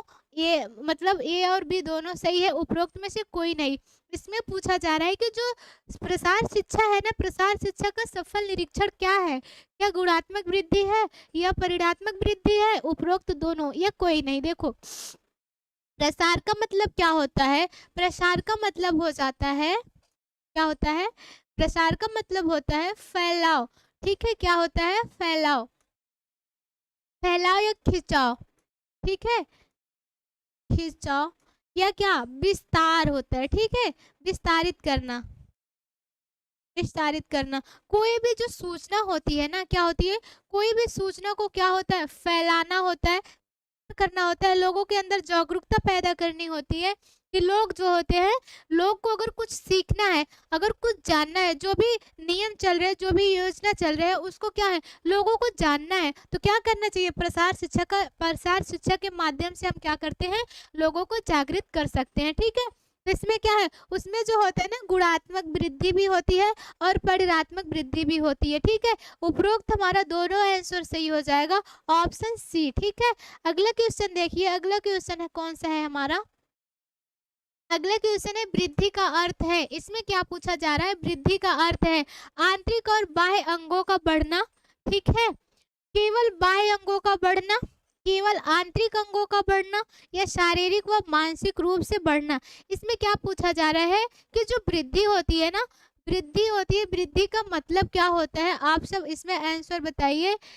26 का आंसर बताइए, कौन सा आंसर सही होगा। क्या वृद्धि का मतलब होता है आंतरिक और बाह्य अंगों का बढ़ना, केवल बाह्य अंगों का बढ़ना, केवल आंतरिक अंगों का बढ़ना, शारीरिक व मानसिक अंगों का दोनों बढ़ना, ठीक है, आप बताइए। देखिए, जो वृद्धि होती है, क्या होती है, वृद्धि क्या होती है, वृद्धि होती है वह एक समय के बाद क्या होता है, वह एक निश्चित समय के बाद, एक निश्चित समय के बाद क्या होती है, निश्चित समय के बाद, समय के बाद रुक जाती है, ठीक है, रुक जाती है। और क्या होता है, इससे क्या होता है, आंतरिक और बाह्य अंगों का बढ़ना होता है। इससे क्या होते हैं, जो हमारे शरीर के अंग होते हैं उसको क्या करते हैं, बाह्य और आंतरिक अंगों का बढ़ना हो जाता है। और क्या होता है, एक निश्चित समय के बाद से वृद्धि रुक जाती है, ठीक है। इसे में विकास भी पूछता हूँ, तो विकास क्या होता है, वह जो होता है ना, वह जीवन प्रयत्न हमारा चलता रहता है, वह कभी नहीं रुकता है, ठीक है। यह क्या हो जाता है, इसमें क्या आ जाएगा, इसमें जो आ जाता है ना, व्यक्ति मात्रिक होता है, ही होता है ना, वह क्या होता है, वह मात्रिक होता है। ठीक है, इसको हम क्या करते हैं, इसको माप सकते हैं, वृद्धि को क्या कर सकते हैं, माप कर सकते हैं। और जो हमारा विकास होता है वो क्या होता है, गुणात्मक होता है। ठीक है, वह क्या होता है, गुणात्मक होता है, क्योंकि उसमें व्यक्ति के गुण को कोई माप नहीं सकता। ठीक है, लेकिन इसमें हम वजन वेट को माप सकते हैं वृद्धि में। तो इसमें कौन सा आंसर हमारा सही हो जाएगा, पहला सही हो जाएगा, आंतरिक और बाह्य अंगों का बढ़ना। ऑप्शन हमारा ए सही हो जाएगा। ठीक है, चलो आगे देखते हैं, अगला हमारा कौन सा क्वेश्चन है।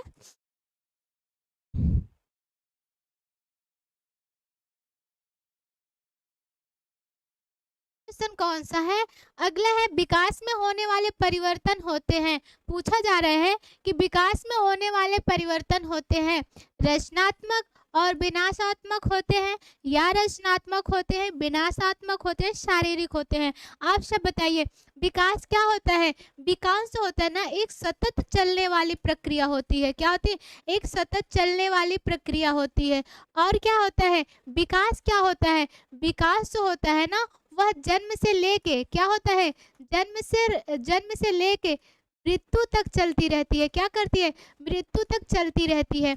और यह क्या होता है, विकास क्या होता है, विकास सामाजिक होता है, शारीरिक होता है, संवेगात्मक होता है। ठीक है, ये क्या होता है, विकास होते हैं शारीरिक, सामाजिक, संवेगात्मक, ये सारे होते हैं। और देखो, ये सतत, व्यक्ति जब जन्म लेता है तब से कुछ न कुछ सीखता रहता है, जब तक ये नहीं तो मर जाता। क्योंकि देखो, जब भी पहले तो फोन चला नहीं था ना, पहले बहुत पहले फोन चला नहीं था, फोन तो अब जाके कुछ समय बाद चला। तो उसमें जो पहले के जो मतलब दादा उदा थे, उन्होंने तो फोन देखा नहीं था, लेकिन क्या हुआ, अपने एज में वो जो वृद्ध हो गए ना, तब तक तो फोन तो देखा, फोन चलाना धीरे धीरे उठाना काटना सीख लिए ना। ये क्या होता है, वृद्धि जो होता है वह जीवन तक प्रयत्न, वृद्धि क्या, विकास जो होता है जीवन प्रयत्न तक चलता रहता है। ठीक है, इससे क्या होता है, रचनात्मक और विनाशात्मक दोनों में परिवर्तन होते हैं। अगर बच्चा जो होता है, नहीं देखो, विकासात्मक में होने वाले परिवर्तन रचनात्मक, केवल बच्चा अच्छी सीख नहीं सीखेगा। देखो, जब विकास होगा, क्या कोई बच्चा एकदम अच्छा सीखेगा, कोई गलती नहीं करेगा, करेगा ना, क्योंकि देखो, ये तो नहीं है उसको एकदम अच्छा परिवार मिल रहा है, कभी कोई परिवार में कुछ हो ही नहीं रहा है, वह खेलने जा रहा है, वहाँ गाली नहीं सीख रहा है, वह चोरी नहीं सीख रहा है। बच्चा जब छोटे से, बच्चा कब अच्छा बनता है, वह क्या करेगा, जब बाल्यावस्था होगा तो वो गंदा, मतलब गंदी भी, उसके कपड़े लत्ते खेलने में इतना गंदे करे थे, गाली भी देखना सीखता है, चोरी भी करना सीखता है, सब कुछ जायज होता है छोटा जब रहता है। तो उसका क्या है, उसका बस रचनात्मक ही थोड़ी ना होगा, विकासात्मक, दोनों में परिवर्तन होते हैं। ठीक है, विकासात्मक, विकास में होने वाले परिवर्तन जो होते हैं रचनात्मक और विकासात्मक दोनों होते हैं। ऑप्शन हमारा ए सही हो जाएगा। ठीक है, चलिए अगला क्वेश्चन देखिए, अगला क्वेश्चन क्या है, यह है विकास के क्षेत्र हैं। पूछा जा रहा है विकास के क्षेत्र हैं, शारीरिक है, मानसिक है, सामाजिक है, उपयुक्त तीनों। तो इसमें क्या होगा, जैसे जैसे हमारे शरीर की, जैसे जैसे क्या करेंगे, हमारे शरीर में वृद्धि होगी, वैसे वैसे विकास की प्रक्रिया तेजी से होगी। ठीक है, उसके बाद से मानसिक प्रक्रिया, विकास क्या होता है, मानसिक क्षेत्र में भी विकास होता है, उसका मानसिक डेवलपमेंट होता है। ठीक है, उसके बाद से सामाजिक, जैसे जैसे बच्चा क्या होगा, जैसे जैसे बच्चा थोड़ा बड़ा होगा, वैसे वैसे क्या होगा, वह समूह में खेलेगा, सामाजिक आवश्यकताओं को सुनेगा, सीखेगा, सबको देखेगा। ठीक है, वह क्या करेगा, इसमें उपयुक्त तीनों आंसर हमारा सही हो जाएगा। ठीक है, जब तक वह समूह में नहीं खेलेगा, विद्यालय नहीं जाएगा, तब तक क्या करेगा, वह सामाजिक क्रिया और सामाजिक विकास नहीं कर पाएगा। अपने पास पड़ोस से कुछ सीखता है, अपने घर से सीखता है, स्कूल से सीखता है, फिर बच्चा कॉलेज में जाता है, फिर उसके बाद से वह जॉब करता है, नौकरी करता है, सर्विस, तो कुछ ना कुछ ऐसे सीखता रहता है ना। तो ये क्या होते हैं, तीनों हमारे सही हो जाएंगे। ठीक है, अगला आंसर अगला क्वेश्चन देखिए, अगला क्या है, हरलाख के अनुसार शैशवावस्था है जन्म से 2 वर्ष, ठीक है, जन्म से 2 सप्ताह तक, गर्भाधान से 2 सप्ताह तक, गर्भाधान से 2 वर्ष तक। आप लोग फटाफट बताइए इसमें कौन से आंसर सही होंगे, फटाफट बताइए इसमें कौन से आंसर सही होंगे, बताइए इसमें कौन से आंसर सही होंगे, इसमें कौन से आंसर सही होंगे। तो हरलाख ने जो दिए हैं ना, उन्होंने क्या बताया है, उन्होंने बताया है जो नवजात शिशु होते हैं ना, नवजात शिशु, नवजात शिशु जो होते हैं वह क्या होते हैं, जन्म से लेके, जन्म से लेके कितने, 2 सप्ताह तक उसकी जो एज होती है ना, जो उसकी आयु होती है कितना होता है, जन्म से लेके 2 सप्ताह तक। और क्या होती है, शैशवावस्था जो होती है ना, जो शैशवावस्था होता है, शैशवावस्था वह कितना होता है, वह 2 सप्ताह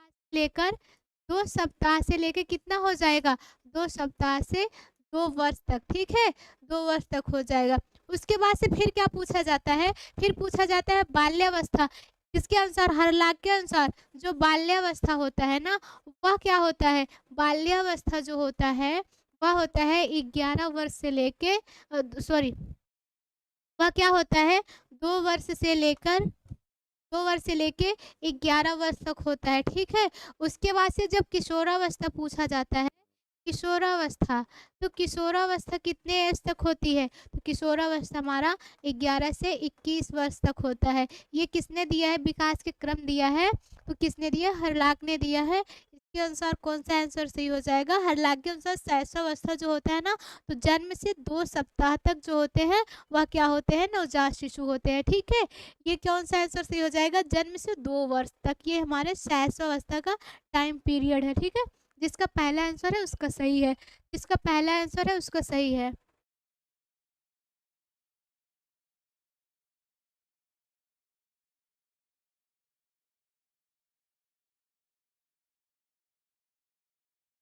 इसमें क्या पूछा गया है, शैशवावस्था पूछा गया है, तो ये जो होता है ना, जन्म से 2 सप्ताह, क्या ये नवजात शिशु पूछा जा रहा है, नवजात जो हुआ है, जो तुरंत पैदा हुआ है, ये शैशवावस्था हमारा पहला हो जाएगा।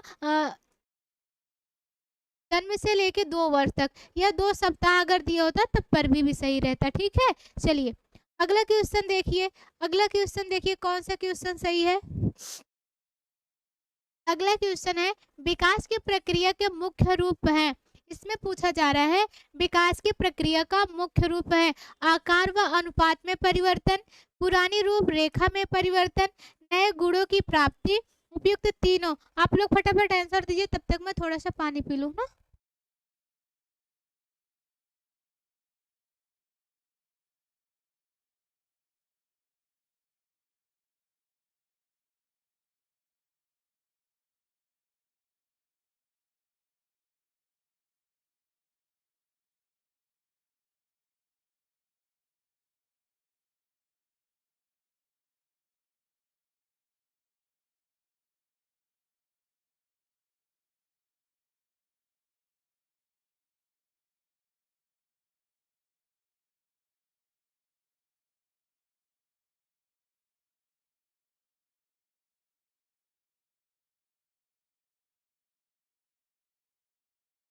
तो कौन सा आंसर सही हो जाएगा, बताइए। विकास प्रक्रिया के मुख्य कौन कौन से हैं, आकार व अनुपात में परिवर्तन, पुरानी रूपरेखा में परिवर्तन, नए गुणों की प्राप्ति।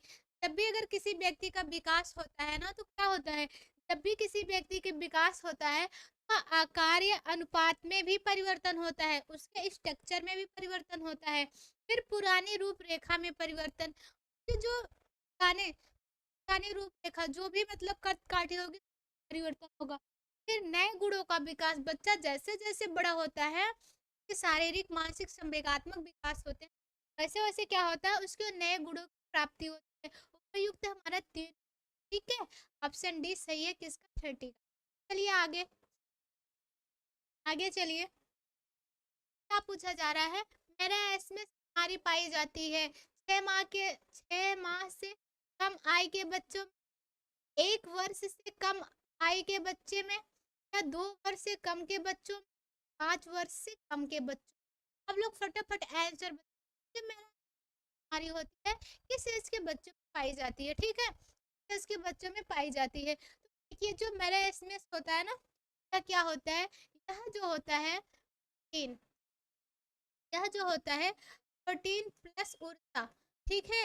यह क्या होता है, प्रोटीन प्लस ऊर्जा की कमी से होता है, क्या होता है, दोनों की कमी से होता है। और जो मेरा एसएमएस है, मेरा एसएमएस है, शाब्दिक अर्थ क्या है, शाब्दिक अर्थ जो है ना, शाब्दिक अर्थ क्या है, यह ग्रीक भाषा का, ठीक है, भाषा का है। और इसका शाब्दिक अर्थ क्या होता है, व्यर्थ करना होता है, क्या करना होता है, व्यर्थ करना होता है। और यह कितने वर्ष के बच्चों में पाए जाते हैं? यह जो होते हैं ना 6 माह से लेकर 1 वर्ष के पाया जाता है। 6 माह से लेके 1 वर्ष के बच्चों में पाया जाता है। 1 वर्ष के बच्चों में पाया जाता है और यह क्या होता है? पाया जाता है। और ये क्या होता है पता? ये क्या होता है? व्यक्ति की वृद्धि रुक जाती है। ये क्या होता है? जो बेबी होता है, उसकी वृद्धि रुक जाती है। ठीक है? उसकी वृद्धि रुक जाती है। बाल कैसे हो जाते हैं? जो बाल होते हैं ना, वह कड़े हो जाते हैं। कड़े एवं सूखे रूखे दिखते हैं। त्वचा होती है ना, झुर हो जाती है। होती है ना, इसका चेहरा जो होता है ना, छोटे एज में ही बूढ़ा दिखने लगता है। इसके कमी में इस बच्चा होता है ना, जो बेबी होता है, वह जो बच्चा होता है ना, वह छेटी यह छोटी एज में क्या होता है? दिखने लगता है। कैसा लगता है? मरने लगती है। चेहरे पे झुर्री आने लगती है। चेहरे पे क्या होते हैं? क्या आने लगती है? क्या आने लगती है?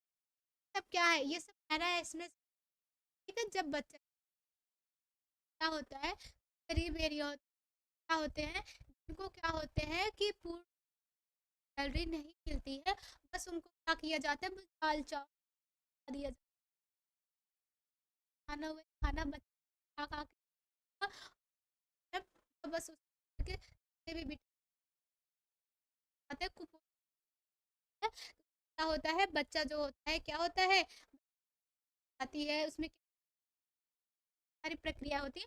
क्या क्या होता है? तक होता है 6 माह से लेकर 20। आंसर हमारा कौन?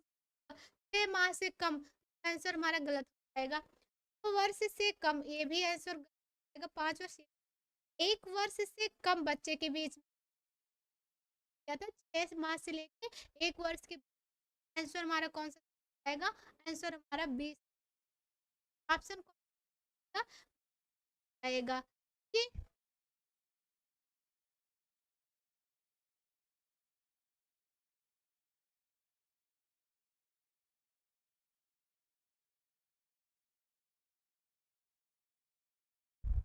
फिर से देखिए, हो सकता है कई कई कई बुकें हैं, कई बुकों में आंसर दिए गए हैं ना। ठीक है, ये देखिए क्या है? मेरे इसमें से प्रभावित बच्चा होता है, चिड़चिड़ा होता है। क्योंकि क्योंकि वह क्या होता है? कमजोर होता है, बुरा होता है, गुस्से वाला होता है। इनमें से कोई नहीं। आपसे फटाफट आंसर बताइए।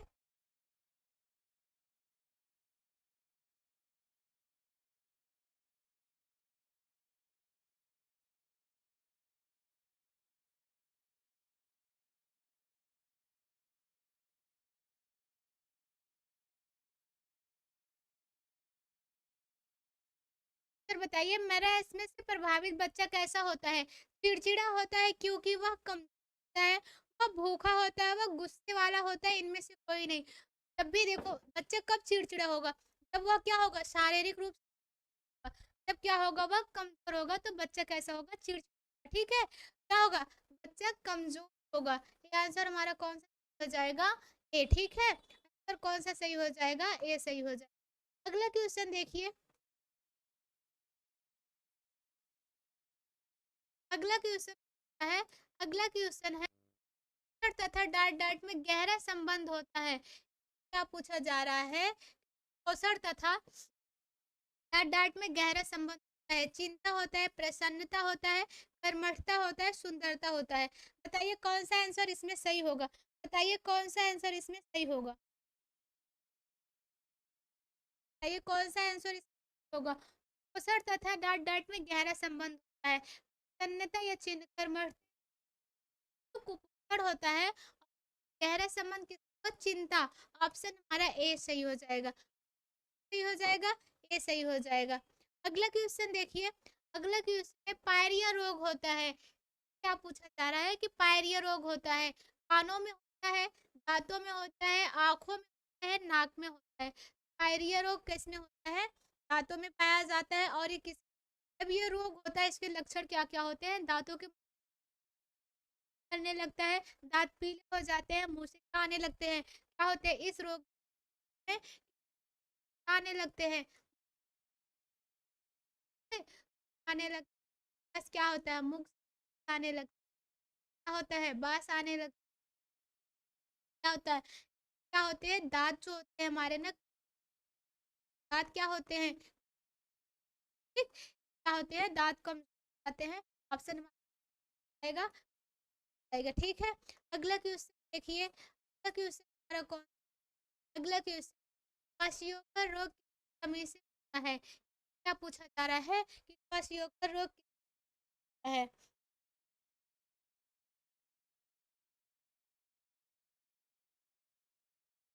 क्या पूछा जा रहा है, क्वाशियों का रोग होता है किसके कमी से होता है, कार्बोहाइड्रेट से, खनिज एवं लवण से, वसा से, प्रोटीन। आप सब बताइए कि जो क्वाशियों का रोग होता है किसकी कमी से होता है, प्रोटीन है कि कार्बोहाइड्रेट की कमी है, खनिज के, वसा के। कार्बोहाइड्रेट की कमी से कौन सा रोग हो जाता है, ब्लड होता है, ठीक है, ब्लड होता है। ब्लड का कैसा होता है, और होता है, ठीक है, आता है, क्या होता है इसकी अधिकता से, अधिकता से क्या हो जाता है, मधुमेह रोग है, बस क्या होता है, मोटापा हो जाता है, ठीक है, मोटापा अधिकता से, ठीक, कार्बोहाइड्रेट के। और खनिज लवण से क्या होते हैं, पाचन क्रिया जो होती है सही नहीं होती, ठीक है, जितने खाते हैं हमारा उसका देख मदद करते हैं, ठीक है। वसा की कमी से रोग हो जाता है तो हाइनोडर्मा रोग हो, ठीक है, कौन होता है, हाइनोडर्मा की कमी से है, बेसिकली है, एज के बच्चे है। आप लोग बताइए ये कितने बच्चों के एज में होता है, और क्या होता है, यह जो होता है ना, यह जो प्रोटीन होता है कमी, जैसे कि पहला बच्चा, पहले बेबी हुआ, दूसरे बच्चे के आने से क्या होता है, आता है उसको, और क्या होते हैं, भोजन है, बच्चा क्या होता है, क्वाश हो जाता है, ठीक है। आज से क्या होता है, क्या जो होता है 3 से है, क्या होता है कि बच्चा का यही बाल ना बड़े दिखते हैं, ठीक है, क्या क्या होता है, और क्या होता है उसका चेहरा जो होता है ऐसा हो जाता है गोला, ये हमारे किस चंद्र में हो, गोला, गोले आकार का चेहरा, ठीक है, गोले आकार का चेहरा हमारी में होता है, तो प्रकाशियों का चंद्रमुखी है। पिजल छाती बताइए, पिजल छाती कब छाती बताइए आप लोग। आगे क्या है, आगे है आय का वह भाग आवश्यकता की पूर्ति पश्चात शेष बचता है, क्या होता है, शेष है, क्या पूछा जा रहा है, आय का वह भाग जो आवश्यकता की पूर्ति शेष बचता है तथा जिसे भविष्य के लिए उत्पादक कार्यों में लगा दिया जाता है कहलाता है, क्या कहलाता है,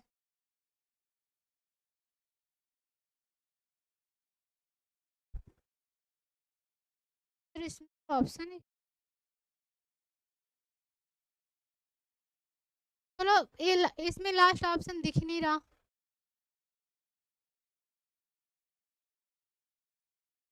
अब दिख रहा, देखो इसमें क्या होगा, इसमें जो होगा ये क्या पूछा जा रहा है, यह पूछा जा रहा है कि जो आय है ना, यह क्या पूछा जा रहा है, जो आय का वह भाग क्या होता है, आय का वह भाग जो आवश्यकता की पूर्ति के पश्चात शेष बचता है तथा जिसे भविष्य के लिए उत्पादक कार्यों में लगा दिया जाता है कहलाता है।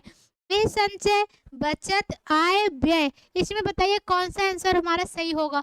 तो क्या होता है, जब भी व्यक्ति की इनकम कितनी होगी, अगर उसकी मान लीजिए एक इनकम होगी, क्या होगा, 10,000 है, ठीक है, 10,000 उसकी इनकम है, तो 10,000 इनकम में से अगर वह क्या डेली 8,000, डेली नहीं, अगर वो 8,000 खर्च करता है बाकी क्या होता है उसका कितना बचता है 2000 बचता है। और अगर कोई कार्य उसको अचानक में आ गया, कोई आकस्मिक घटना आ गई, उसमें क्या करेगा वह व्यक्ति जो होता है अपने इस बचत को लगाएगा, अपनी आवश्यकताओं की पूर्ति करता है, वह क्या होता है हमारे बचत कहलाता है। निसंचय का मतलब क्या होता है, जो पैसे जो महिलाएं मार्केट बाजार नहीं जा सकती, बैंक नहीं जा सकती हैं, और वह क्या करती हैं, वह अपना पैसा तिजोरी, अलमारी और कई अन्य जगह, देखते होंगे पहले दाल वाल के डिब्बे में क्या होता था, दाल के डिब्बे में चने मटर जितने में उसमें डिब्बे में महिलाएं बहुत पुराने जमाने में वो अगर पहले बाहर नहीं निकलती थी तो पैसे वहां क्या करती थी, रखती थी, ठीक है। तो ये सब क्या होता था, जब भी कोई आकस्मिक घटना घटती थी, जब अगर मान लीजिए कि कोई पैसा कमाने वाला ना हो या कोई परिस्थिति खराब हो गई, तो व्यक्ति क्या करता था, वो पैसे निकाल के अपनी आवश्यकताओं की पूर्ति करता, ठीक है। यह हमारा क्या हो जाता है, निसंचय। आय का मतलब क्या होता है, हमारे सदस्यों की जितनी इनकम हो, चाहे वह वास्तविक हो, चाहे वह प्रत्यक्ष हो, चाहे वह मौद्रिक हो, चाहे वह मानसिक हो, ये सब क्या हो जाते हैं, हमारे आय होते हैं। व्यय क्या होता है, पूरी जितने हमारे आय होते हैं उसमें से क्या करते हैं, हम अपनी आवश्यकताओं की पूर्ति करते हैं, जो खर्च करते हैं वही हमारा क्या हो जाता है, व्यय होता है, ठीक है। व्यय क्या होता है, जिसको हम क्या करते हैं, खर्च करते हैं, यह हमारा क्या हो जाता है, व्यय होता है। आय क्या होता है, आय हम जो कार्य करते हैं, चाहे हमारे कार्य के बदले में जो पैसे मिलते हैं, ठीक है। जब भी हम क्या करते हैं, कोई कार्य करते हैं, कार्य करने से, ठीक है, कार्य करते हैं और उसके करने से जो पैसे हमें मिलते हैं, ठीक है, जो इनकम या जो पैसे हमें मिलती है वह आय होता है, चाहे वह मौद्रिक हो, ठीक है, चाहे वह मजदूरी करके, चाहे वह सरकारी जॉब करके, चाहे प्राइवेट जॉब करके, चाहे वह किसी माध्यम से खेती करके, जो भी इनकम ला रहा है ना, वह क्या हो जाता है, हमारी आय हो जाती है, ठीक है। तो ऑप्शन इसमें हमारा क्या हो जाएगा, बी सही हो जाएगा, बचत, ठीक है। अगला क्वेश्चन देखिए, अगला क्वेश्चन कौन सा है,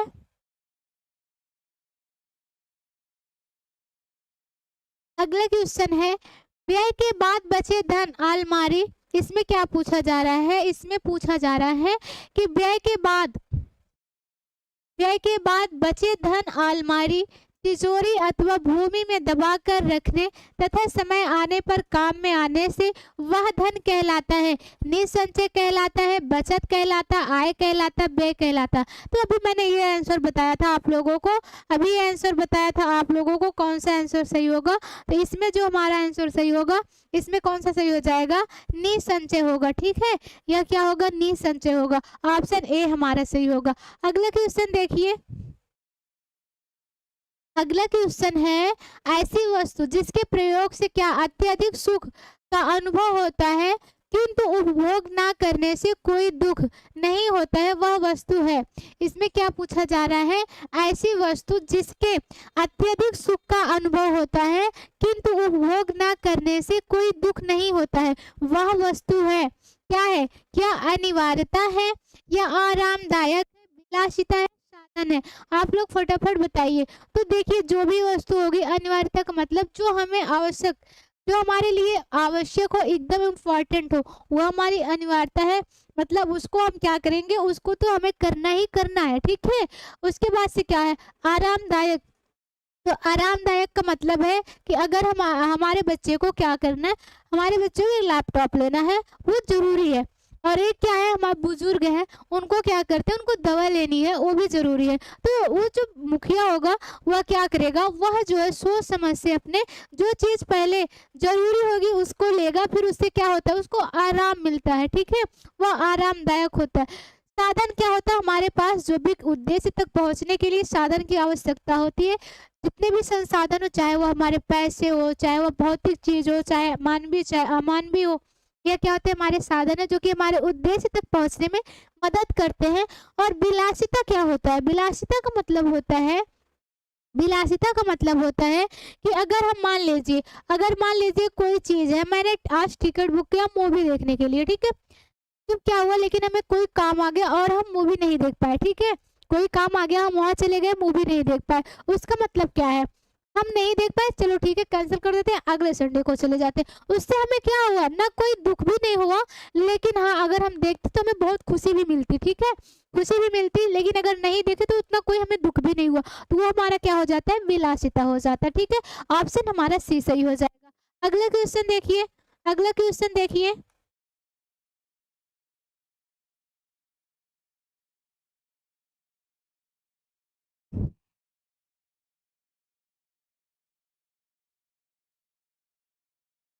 क्वेश्चन क्या है, यह है सबसे अधिक सुखी वर्ग होता है, अत्यधिक धनी वर्ग होता है, मध्यम श्रेणी का वर्ग होता है, श्रमिक वर्ग होता है, और क्या होता है, संतोषी व्यक्तियों का वर्ग होता है। ये संतोषी है, ठीक है, यह क्या है, संतोषी व्यक्तियों का वर्ग होता है। इसमें बताइए आप कौन सा आंसर सही होगा। सबसे अधिक सुखी व्यक्ति क्या होगा, यह क्या होगा, अत्यधिक धनी वर्ग का व्यक्ति होगा, या मध्यम श्रेणी का व्यक्ति होगा, श्रमिक वर्ग होगा, या संतोषी व्यक्ति होगा। तो देखिए, जो अत्यधिक सुखी, जिसके पास ज्यादा पैसे रहेंगे, बहुत ज्यादा पैसे रहेंगे, क्या वो खुशी सुखी रह सकता है? उसको तो दिन रात क्या होगा, अपने पैसे, हाय मेरे पास इतने पैसे, कहाँ खर्च करूँ, कैसे करूँ, कहाँ नहीं करूँ, कहाँ रखूँ कि जो हमारे लिए अच्छा हो, कहाँ नहीं, मतलब वो हमेशा टेंशन में रहेगा, चोरों से डर रहेगा, और सबसे तो क्या होगा, इनकम टैक्स का मतलब डर रहेगा, और सब चीजों का। तो ज्यादा, मेरे ख्याल से ज्यादा सुखी नहीं रहता। हार्ट अटैक किसको आता है, जिसके पास बहुत ज्यादा पैसे आ जाते हैं अचानक से, या वो कुछ भी, तो वो मर उड़ जाते हैं ना, वही बात होता है। क्या होता है, जिसके पास क्या होता है, अत्यधिक धनी वर्ग, ये भी तो सुखी नहीं रह सकता। उसके बाद से श्रमिक, श्रमिक वर्ग सोचिए बेचारा, आज वह क्या कर रहा है, आज वो रिक्शा चला रहा, या कोई दिहाड़ी कर रहा है, शाम को उसको पैसे मिल गए, फिर क्या हुआ, फिर सुबह हुआ, उसको सोचना, रात में सुबह से लेकर शाम तक रिक्शा चलाया, जो इनकम मिली, जो पैसे मिले, उससे सब्जी ले आया, राशन ले आया, अपने घर की जरूरतों को पूरी किया। फिर रात में वो सोते वक्त सोचेगा, सुबह के लिए मैं क्या करूंगा, सुबह के लिए क्या करूंगा, तो ये भी ज्यादा सुखी नहीं रहेगा, ठीक है। बाकी संतोषी, संतोषी व्यक्ति क्या है, इसको क्या, अगर मान लीजिए कि कुछ चीज मिल रहा है या कुछ नहीं मिल रहा है, इसके हिस्से के रोज कोई दूसरा खा रहा है, तो क्या सुखी है, ये संतोष से ही सुखी रहेगा। मान लीजिए पानी एक दिन पी लिया, 2 दिन, क्या पानी पी के सो जाएगा ये? मान लीजिए अगर इसके घर में खाना, किसी के घर में ज्यादा रिश्तेदार हो गए, फैमिली बढ़ गई, और ये क्या, वो बहुत संतोषी व्यक्ति हो गए, क्या जा रहे दीजिए, आज तो मेरे इसे खाना कोई खा लिया, कल से मैं खा लूंगा, कल फिर वही हुआ, परसों फिर, तो क्या ये सुखी है? नहीं सुख है। लेकिन क्या है, मध्यम श्रेणी वर्ग के जो बच्चे, जो लोग होते हैं, वह सुखी होते हैं, क्योंकि उनके पास ज्यादा तो ना बहाने के लिए है, और क्या है, उनके पास तो ज्यादा ना बहाने के लिए, लेकिन हाँ ये मर भी नहीं सकते हैं, ये अच्छे से अपने बच्चों की फी भर सकते हैं, अच्छे अच्छे खा सकते हैं, ये जितनी भी इनकी जरूरतें होती हैं उसको ये क्या करेंगे, वो पूरी कर सकते हैं। तो क्या होगा, मध्यम श्रेणी के व्यक्ति जो होते हैं वह क्या होते हैं, अत्यधिक सुखी होते हैं, ठीक है। ऑप्शन हमारा बी सही हो जाएगा। चलिए आगे देखते हैं, अगला क्वेश्चन क्या है हमारा, अगला क्वेश्चन है, परिवार नियोजन केंद्र स्थापित किए गए हैं। इसमें पूछा जा रहा है कि परिवार नियोजन केंद्र स्थापित किए गए हैं प्रत्येक नगर में, प्रत्येक ग्राम में, प्रत्येक नगर तथा दोनों में, ग्राम तथा नगर दोनों में, केवल सदर हॉस्पिटल में। तो बताइए, जो ये ना परिवार नियोजन केंद्र है, कहाँ कहाँ स्थापित किए गए हैं। तो आप सभी को पता होगा परिवार नियोजन केंद्र क्यों चलाया गया है, क्योंकि हमारे जो भारत में जनसंख्या की वृद्धि बहुत ज्यादा हो रही है, ठीक है। भारत में जब जनसंख्या वृद्धि दर जो है बहुत ज्यादा है, तो उसमें क्या होता है, इसीलिए सरकार ने क्या चलाया कि जितने भी कम जनसंख्या की, मतलब जितने भी कम जनसंख्या हमारे भारत में होगी, उससे क्या होगा, हमारे भारत में गरीबी दूर होगी। नहीं तो अचानक से जिसके घर में जो लोग 5-6 बच्चे पैदा कर लेते हैं, फिर अचानक में उनको ना अच्छे से पढ़ा पाते हैं, न खिला पाते हैं, फिर बाद में उन्हीं के कारण भूखमरी आती है।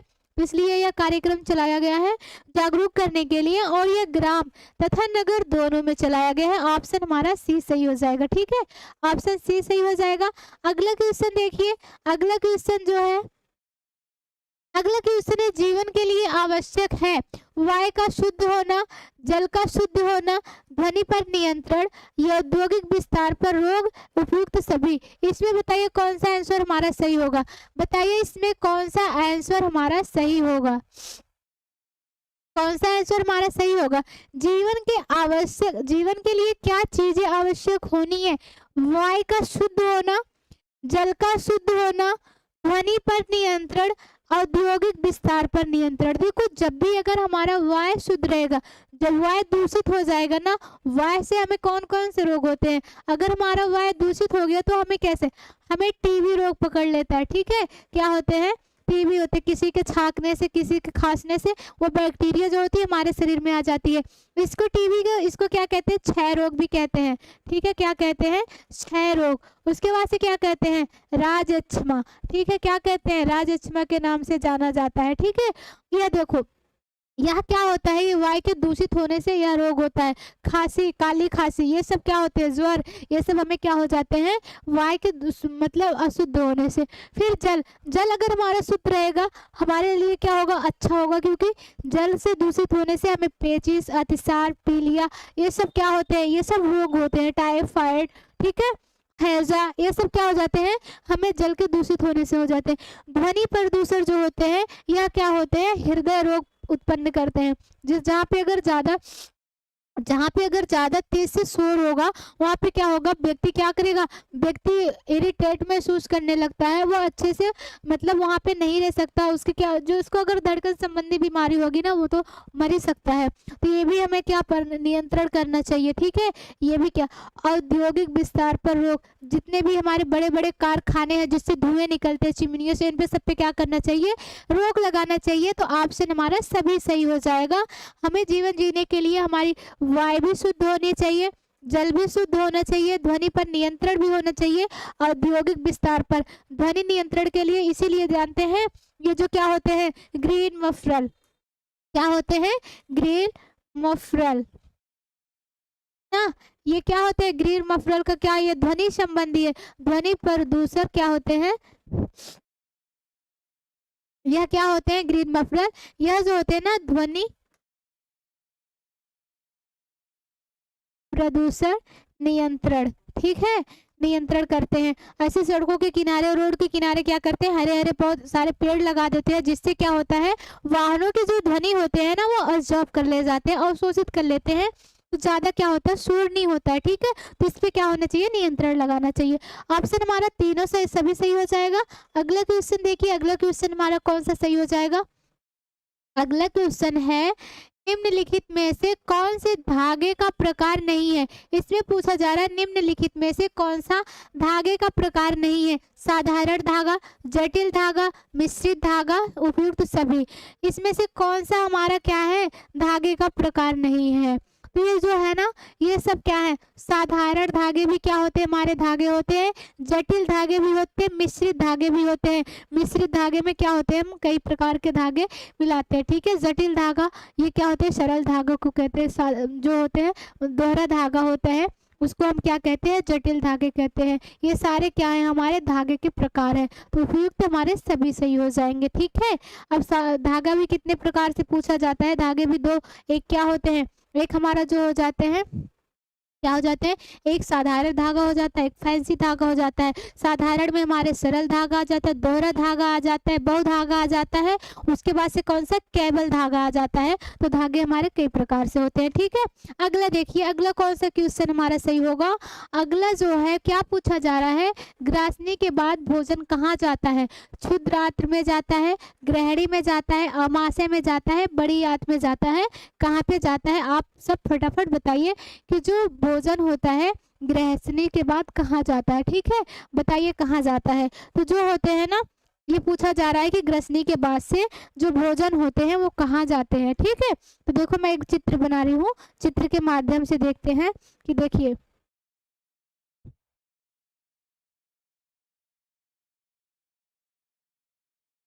ये क्या हो जाते हैं, ये जो होते हैं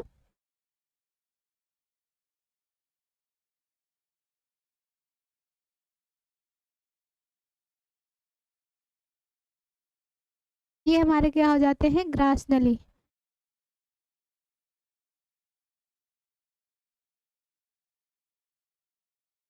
ठीक है, अब इसमें देखिए ये जो होते हैं ना ये अमाशय हो जाते हैं। ठीक है, ये क्या होते हैं, अमाशय हो जाते हैं, और यहाँ से क्या हो जाती है, हमारी यकृत होती है। ठीक है, यकृत होती है। अब देखो जो इसमें क्या पूछा जा रहा है कि भोजन, भोजन क्या, इसके बाद से यहाँ हमारी क्या हो जाती है, छोटी आंत। ठीक है, छोटी आंत बड़ी आंत, ये हमारे क्या हो जाते हैं, छोटी आंत बड़ी आंत। तो सबसे पहले जो ये क्या है, ये हमारे मुख गुहा हो गए। ठीक है, चित्र पे मत जाइएगा, ये क्या हो गया, ये मुख गुहा हो गया। उसके बाद से क्या हो जाता है, ये ग्रास नली हो जाता है। ठीक है, उसके बाद से क्या होता है यहाँ पे, उसके बाद से क्या हो जाता है, ये ग्रसनी हो जाता है। ठीक है, क्या हो जाता है, ग्रसनी। ग्रसनी के बाद से हमारा क्या आता है, यहाँ जो होता है ना ग्रास नली, ठीक है, ग्रास नली। उसके बाद से क्या हमारा आ जाता है, फिर हमारा आता है अमाशय। और यहाँ पे क्या हो जाता है, यहाँ पे हमारा हो जाता है, क्या हो जाता है, ये हमारा जो होता है अग्नाशय हो जाता है, ठीक है। यह क्या होता है, अग्नाशय होता है। और यह क्या होता है, अमाशय होता है। यह जो होता है अमाशय होता है। और उसके बाद से ये क्या होती है, हमारी एककृत होती है, ठीक है, एककृत होता है। अब देखो ये चित्र था और ये क्या हो गई, हमारी छोटी आंत, ये जो होती है ग्रहणी होती है। अब देखो ये चित्र में हटा के देख रहे, ठीक है। तो भोजन सबसे पहले कहाँ जाएगा, सबसे पहले भोजन हमारा जाता है मुख गुहा में, ठीक है। कार्बोहाइड्रेट का जो पाचन होता है कहाँ पे स्टार्ट होता है, तो कार्बोहाइड्रेट का जो पाचन होता है वह शुरू कहाँ से होता है, अगर पूछ लिया जाए कार्बोहाइड्रेट का पाचन कहाँ पे होता है, कार्बोहाइड्रेट का पाचन शुरुआत कहाँ से होती है, तो इसकी शुरुआत जो होती है ना, इसकी शुरुआत जो होती है तो मुख गुहा से होती है। कहाँ से होती है, मुख गुहा से होता है। और यह पूर्ण पाचन कहाँ पे होता है, इसका जो पूर्ण पाचन होता है कहाँ पे होता है, अमाशय में होता है। इसका पूर्ण पाचन कहाँ पे होता है, अमाशय में होता है।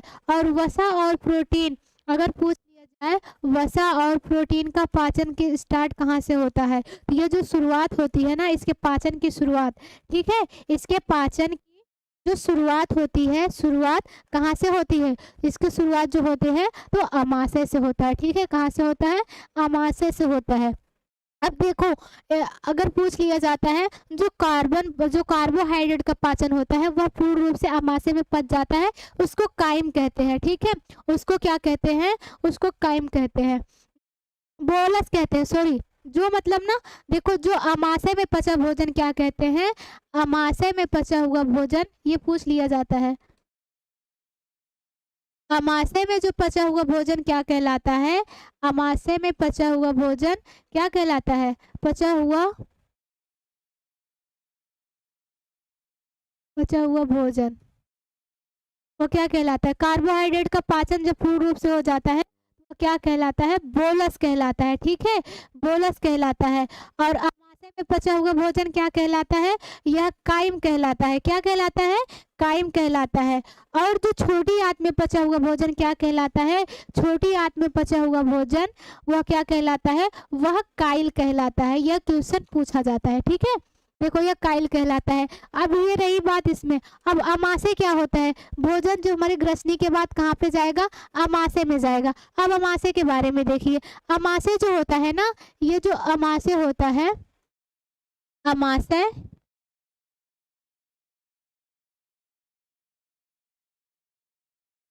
ये जो अमाशय होता है ना इसके कितने भाग होते हैं, इसके हमारे हो जाते हैं 3 भाग। अब कौन कौन से भाग होते हैं, सबसे पहले हमारे हो जाते हैं कार्डियम, हो जाते हैं फेंड, ठीक है। सबसे पहला क्या होता है, कार्डियम, ठीक है। उसके बाद से क्या होता है, फिर फेंडिक होता है, ठीक है। कौन सा भाग होता है, फेंडिक होता है। उसके बाद से कौन सा भाग हो जाता है, उसके बाद से हमारा हो जाता है पाइलोरिक भाग, ठीक है। कौन सा हो जाता है, पाइलोरिक, पाइलोरिक भाग। ये 3 इसके भाग होते हैं। देखिए जो ये हमारा क्या होता है ना, ये जो कार्डियम होता है वो ग्रास नली के पास होता है, ठीक है। ये भाग कहाँ पे होता है, यह ग्रासनी के पास होता है, ग्रास नली के पास होता है, ठीक है। और यहीं पे अगर हमारा फंडिक भाग पूछ लेता है, फंडिक जो होता है ये जठर ग्रंथि होती है, ठीक है। यहाँ से क्या होता है, यह जठर ग्रंथि होती है, जठर ग्रंथि, ठीक है, के पास होती है। और ये जो पाइरोलिक होती है ना, यह क्या होती है, ग्रहणी के पास में होती है। कहाँ पे होती है, यह ग्रहणी के पास में होती है, ठीक है। अब देखो यह कितने प्रकार के एंजाइम, अमाशय जो होता है ना ये कितने प्रकार के एंजाइम निकालता है, तो इनसे क्या क्या निकलते हैं, देखो HCl, ठीक है, HCl निकलता है कार्बोहाइड्रेट। इसके बाद से क्या निकलता है, पेप्सिन, ठीक है। इसके बाद से क्या निकलता है, पेप्सिन, पेप्सिन निकलता है। और क्या निकलता है, रेनिन, ठीक है, रेनिन। उसके बाद से क्या निकलता है, लाइपेज, क्या होता है, लाइपेज। यह क्या होते हैं, यह अमाशय से निकलते हैं। यह सीएल क्या करता है, यह ना भोजन को अम्लीय बनाता है। यह क्या करता है, भोजन को अम्लीय बनाता है। कौन, तो ये जो होते हैं HCl। पेप्सिन क्या करता है, यह प्रोटीन का पाचन करता है। कैसे, यह प्रोटीन जो ठोस प्रोटीन होते हैं उसको सरल प्रोटीन में परिवर्तन करके उसका पाचन करता है। और रेनिन क्या होता है, यह जो होता है ना दूध का पाचन करता है। किसका, तो यह दूध का पाचन करता है, ठीक है। ये 8 साल के बच्चों तक होता है। एक से छोटे बच्चों में होता है दूध का पाचन करते हैं, क्योंकि जानते हैं जो दूध होता है दही के रूप में परिवर्तित करके उसका पाचन होता है। और जो लाइपेज होता है ना, वह क्या करता है, वह वसा का पाचन करता है। किसका, वसा का पाचन करता था। ये अमाशय के बारे में इतनी जानकारी होती, ठीक है। फिर उसके बाद से क्या होता है, भोजन जो होता है यहाँ से चला जाता है हमारी छोटी आंत में जो भोजन का होता है पूर्ण रूप से पाचन होता है। उसके बाद से उसका क्या होता है, अवशोषण होता है, ठीक है। ये हमारा कौन सा क्वेश्चन था, इसमें से कौन सा सही हो जाएगा, अमाशय सही हो जाएगा, ठीक है। ऑप्शन हमारा सी। अगला क्वेश्चन देखिए, अगला क्वेश्चन है गृह विज्ञान का प्रमुख तत्व है। पूछा जा रहा है गृह विज्ञान का प्रमुख तत्व है भोजन तथा पाक विज्ञान का ज्ञान, गृह व्यवस्था, शिशु पालन, शरीर विज्ञान का ज्ञान। बताइए इसमें कौन सा आंसर हमारा सही होगा, फटाफट बताइए कौन सा आंसर इसमें सही होगा।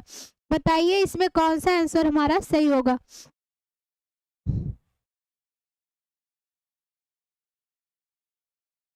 बताइए आंसर सही होगा। गृह विज्ञान का प्रमुख तत्व है भोजन तथा पाक का विज्ञान, गृह व्यवस्था, शिशु पालन, शारीरिक विज्ञान। तो जो गृह विज्ञान का प्रमुख तत्व होता है ना, वह क्या है, वह होता है गृह व्यवस्था, ठीक है। ऑप्शन हमारा बी सही हो जाएगा। अगला क्वेश्चन देखिए, अगला क्वेश्चन देखिए, गृह विज्ञान का मुख्य क्षेत्र है, प्रमुख क्षेत्र है क्या है, भोजन तथा पोषण विज्ञान, घर में अर्थव्यवस्था, सिलाई विज्ञान, गृह व्यवस्था। तो इसमें जो गृह विज्ञान से कई प्रकार से क्वेश्चन बना बना के पूछे गए, बस ऑप्शन इसमें चेंज कर दिया गया है, इसका प्रश्न किसी में चेंज कर दिया गया है, बाकी क्वेश्चन वही है। तो इसमें क्या है, मुख्य रूप से हमारा गृह व्यवस्था हो जाएगा। ऑप्शन हमारा कौन सा सही हो जाएगा, डी सही हो जाएगा, ठीक है। अगला क्वेश्चन बताइए, अगला क्वेश्चन बताइए, निद्रा क्या है। निद्रा एक अच्छी प्रक्रिया है क्योंकि यह शरीर को स्वस्थ बनाती है, शरीर को शक्तिशाली बनाती है, स्वभाव को श्रेष्ठ बनाती है, यह थकावट दूर करती है। बताइए आप लोग कौन सा आंसर इसमें सही होगा, फटाफट बताइए इसमें कौन सा आंसर सही होगा। निद्रा एक अच्छी प्रक्रिया है क्योंकि यह शरीर को स्वस्थ बनाती है, यह शरीर को शक्तिशाली बनाती है, स्वभाव को श्रेष्ठ बनाती है, थकावट दूर करती है। तो इसमें कौन सा आंसर सही होगा बताइए। तो निद्रा एक हमारी अच्छी प्रक्रिया है क्योंकि अगर व्यक्ति क्या करता है, पूरे दिन पे काम करके थका हुआ होता है, ठीक है, थका हुआ होता है। और क्यों, अगर जो व्यक्ति क्या करता है, पूर्ण रूप से नींद लेता है, अगर अपनी पूरी नींद 6 से 7 घंटे, 5 से 6 घंटे, जो भी वह नींद अच्छी लेता है, तो वह क्या करता है, शारीरिक रूप से क्या होता है, शारीरिक रूप से स्वस्थ होता है। तो यह क्या होता है, यह होता है शरीर को स्वस्थ बनाती है। निद्रा क्या करती है, यह थकावट दूर करती है। देखो यह ऑप्शन कुछ बैठ नहीं रहा, अगर व्यक्ति स्वस्थ होगा तो उसको थकावट तो लगेगी नहीं, अगर व्यक्ति स्वस्थ ही नहीं रहेगा तो थोड़ा सा भी काम करेगा क्या करेगा, थक जाएगा। तो ऑप्शन हमारा कौन सा सही हो जाएगा, ए सही हो जाएगा, ठीक है। अगला क्वेश्चन देखिए, अगला क्वेश्चन देखिए हमारा कौन सा है, अगला है वायु दूषित हो जाता है श्वसन क्रिया द्वारा, जैविक पदार्थों के विघटन द्वारा, जलने की क्रिया द्वारा, यह उपयुक्त सभी। इसमें कौन सा आंसर सही है आप लोग बताइए, बताइए कौन सा आंसर सही है कि वायु दूषित हो जाती है श्वसन क्रिया द्वारा, जैविक पदार्थों के विघटन द्वारा, जलने की क्रिया द्वारा, उपयुक्त सभी। तो जो हमारी वायु होती है ना, वह क्या होती है, वह श्वसन क्रिया के द्वारा भी दूषित होती है, क्योंकि जो व्यक्ति क्या होते हैं, मरीज होते हैं, रोगी होते हैं, वह क्या कर रहे हैं, वह सांस ले रहे हैं ना, सांस ले रहे हैं, छोड़ रहे हैं, तो क्या करेंगे, जो उनके अंदर बैक्टीरिया होगी, जीवाणु होंगे, वह बाहर आएंगे, वह क्या करेंगे, पूरे वातावरण में वायु में हमारे घूमेंगे, तो वह जो स्वस्थ व्यक्ति रहेगा वो भी क्या हो जाएगा, उससे प्रभावित हो जाएगा। तो श्वसन क्रिया द्वारा भी वायु दूषित हो जाएगी, प्लस जैविक पदार्थों के द्वारा भी हो जाता है, और जलने की क्रिया, जब जलेंगे कुछ भी कोई भी चीज क्या होती है, सड़ने गड़ने वाली जो भी चीजें होती है वो जलती रहती है, तो यह क्या होते हैं, इससे भी हमारे वायु दूषित हो जाते हैं। तो उपयुक्त सभी सही हो जाएगा, ठीक है, सभी सही हो जाएगा। चलिए अगला क्वेश्चन देखिए, अगला क्वेश्चन क्या है, अगला क्वेश्चन है सामान्य स्वस्थ मनुष्य में 1 मिनट में कितने बार श्वास लेता है। जो सामान्य स्वस्थ मनुष्य होता है वह एक बार में कितने श्वास, एक बार में 1 मिनट में कितनी बार सांस लेता है, 10 बार, 18 बार, 20 बार, 35 बार। तो देखिए जो सामान्य स्वस्थ व्यक्ति होगा ना, वह एक बार में कितनी बार, 1 मिनट में, वह 1 मिनट में कितनी बार, 12 से 18, ठीक है, 12 से 18 बार सांस लेता है। ठीक है, तो ऑप्शन हमारा कौन सा सही हो जाएगा, हमारा बी सही हो जाएगा। और एक शिशु कितनी बार लेता है, तो 20 से 40 बार। ठीक है, अगला क्वेश्चन देखिए जो है हमारा, अगला क्वेश्चन देखिए, अगला क्वेश्चन है निम्नलिखित में से पौधे से ना प्राप्त होने वाला तंतु है, टेरिलीन है, सूत है, जूट है, लीलन है। आप बताइए कौन सा इसमें से हमारा सही है।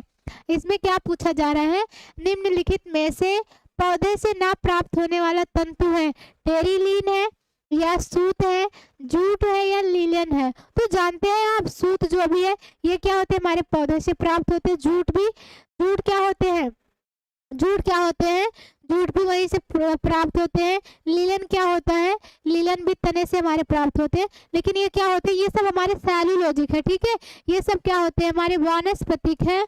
और क्या होते हैं, ये सब पौधों से प्राप्त होते हैं। ठीक है, वानस्पतिक है और क्या होते हैं, पौधे से प्राप्त होते हैं। लेकिन टेरिलीन क्या होता है, ये हमारा रासायनिक है। ठीक है, यह क्या है, यह रासायनिक है। तो यह जो होगा हमारा, यह आंसर पहले सही हो जाएगा। ठीक है, अगला क्वेश्चन देखिए, अगला क्वेश्चन है कि शरीर के तापमान,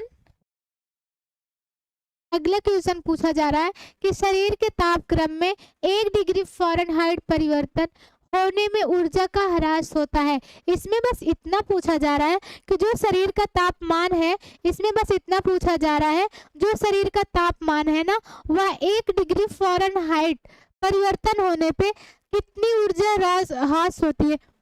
देखो हमारा जो शरीर का तापमान होता है कितना होता है, जो हमारे शरीर का तापमान होता है, जो टेम्परेचर होता है कितना होता है, 37 डिग्री सेल्सियस होता है। और फ़ारेनहाइट में कितना होता है, आप सब बताइए। ठीक है, फ़ारेनहाइट में कितना होता है ये बताइए। उसके बाद से क्या होता है, अगर इसमें से जो होते हैं 1 डिग्री फ़ारेनहाइट जो हमारी ऊर्जा होती है, अगर वो क्या होता है परिवर्तन होता है, तो कितनी ऊर्जा ह्रास होती है, तो 70%। ठीक है, सॉरी 7% जो होता है ऊर्जा ह्रास होती है। ऑप्शन हमारा डी सही हो जाएगा। अगर 1 फ़ारेनहाइट जो हमारे तापमान में परिवर्तन होगा तो 7% क्या होगा, ऊर्जा जो थी ह्रास होती है। ऑप्शन हमारा डी सही होगा। आई होप आज ये हमारा लास्ट क्वेश्चन था। अगर क्लास अच्छी लगी हो तो लाइक शेयर सब्सक्राइब करना ना भूलिएगा और कमेंट भी कीजिएगा। जहां ना समझ में आया हो उसके लिए भी क्या है सॉरी, जहां भी अगर गलत कुछ हुआ हो तो, और क्या है आप लोग कमेंट करिएगा। और कल से जो है मैं डेली क्वेश्चन कराऊंगी, आप लोग आइएगा। और आज के लिए बहुत बहुत धन्यवाद, आप लोगों को इतना देर तक रुके थे इसके लिए बहुत बहुत धन्यवाद। और अब हम बस क्लास ओवर करते हैं। ठीक है, चलिए, थैंक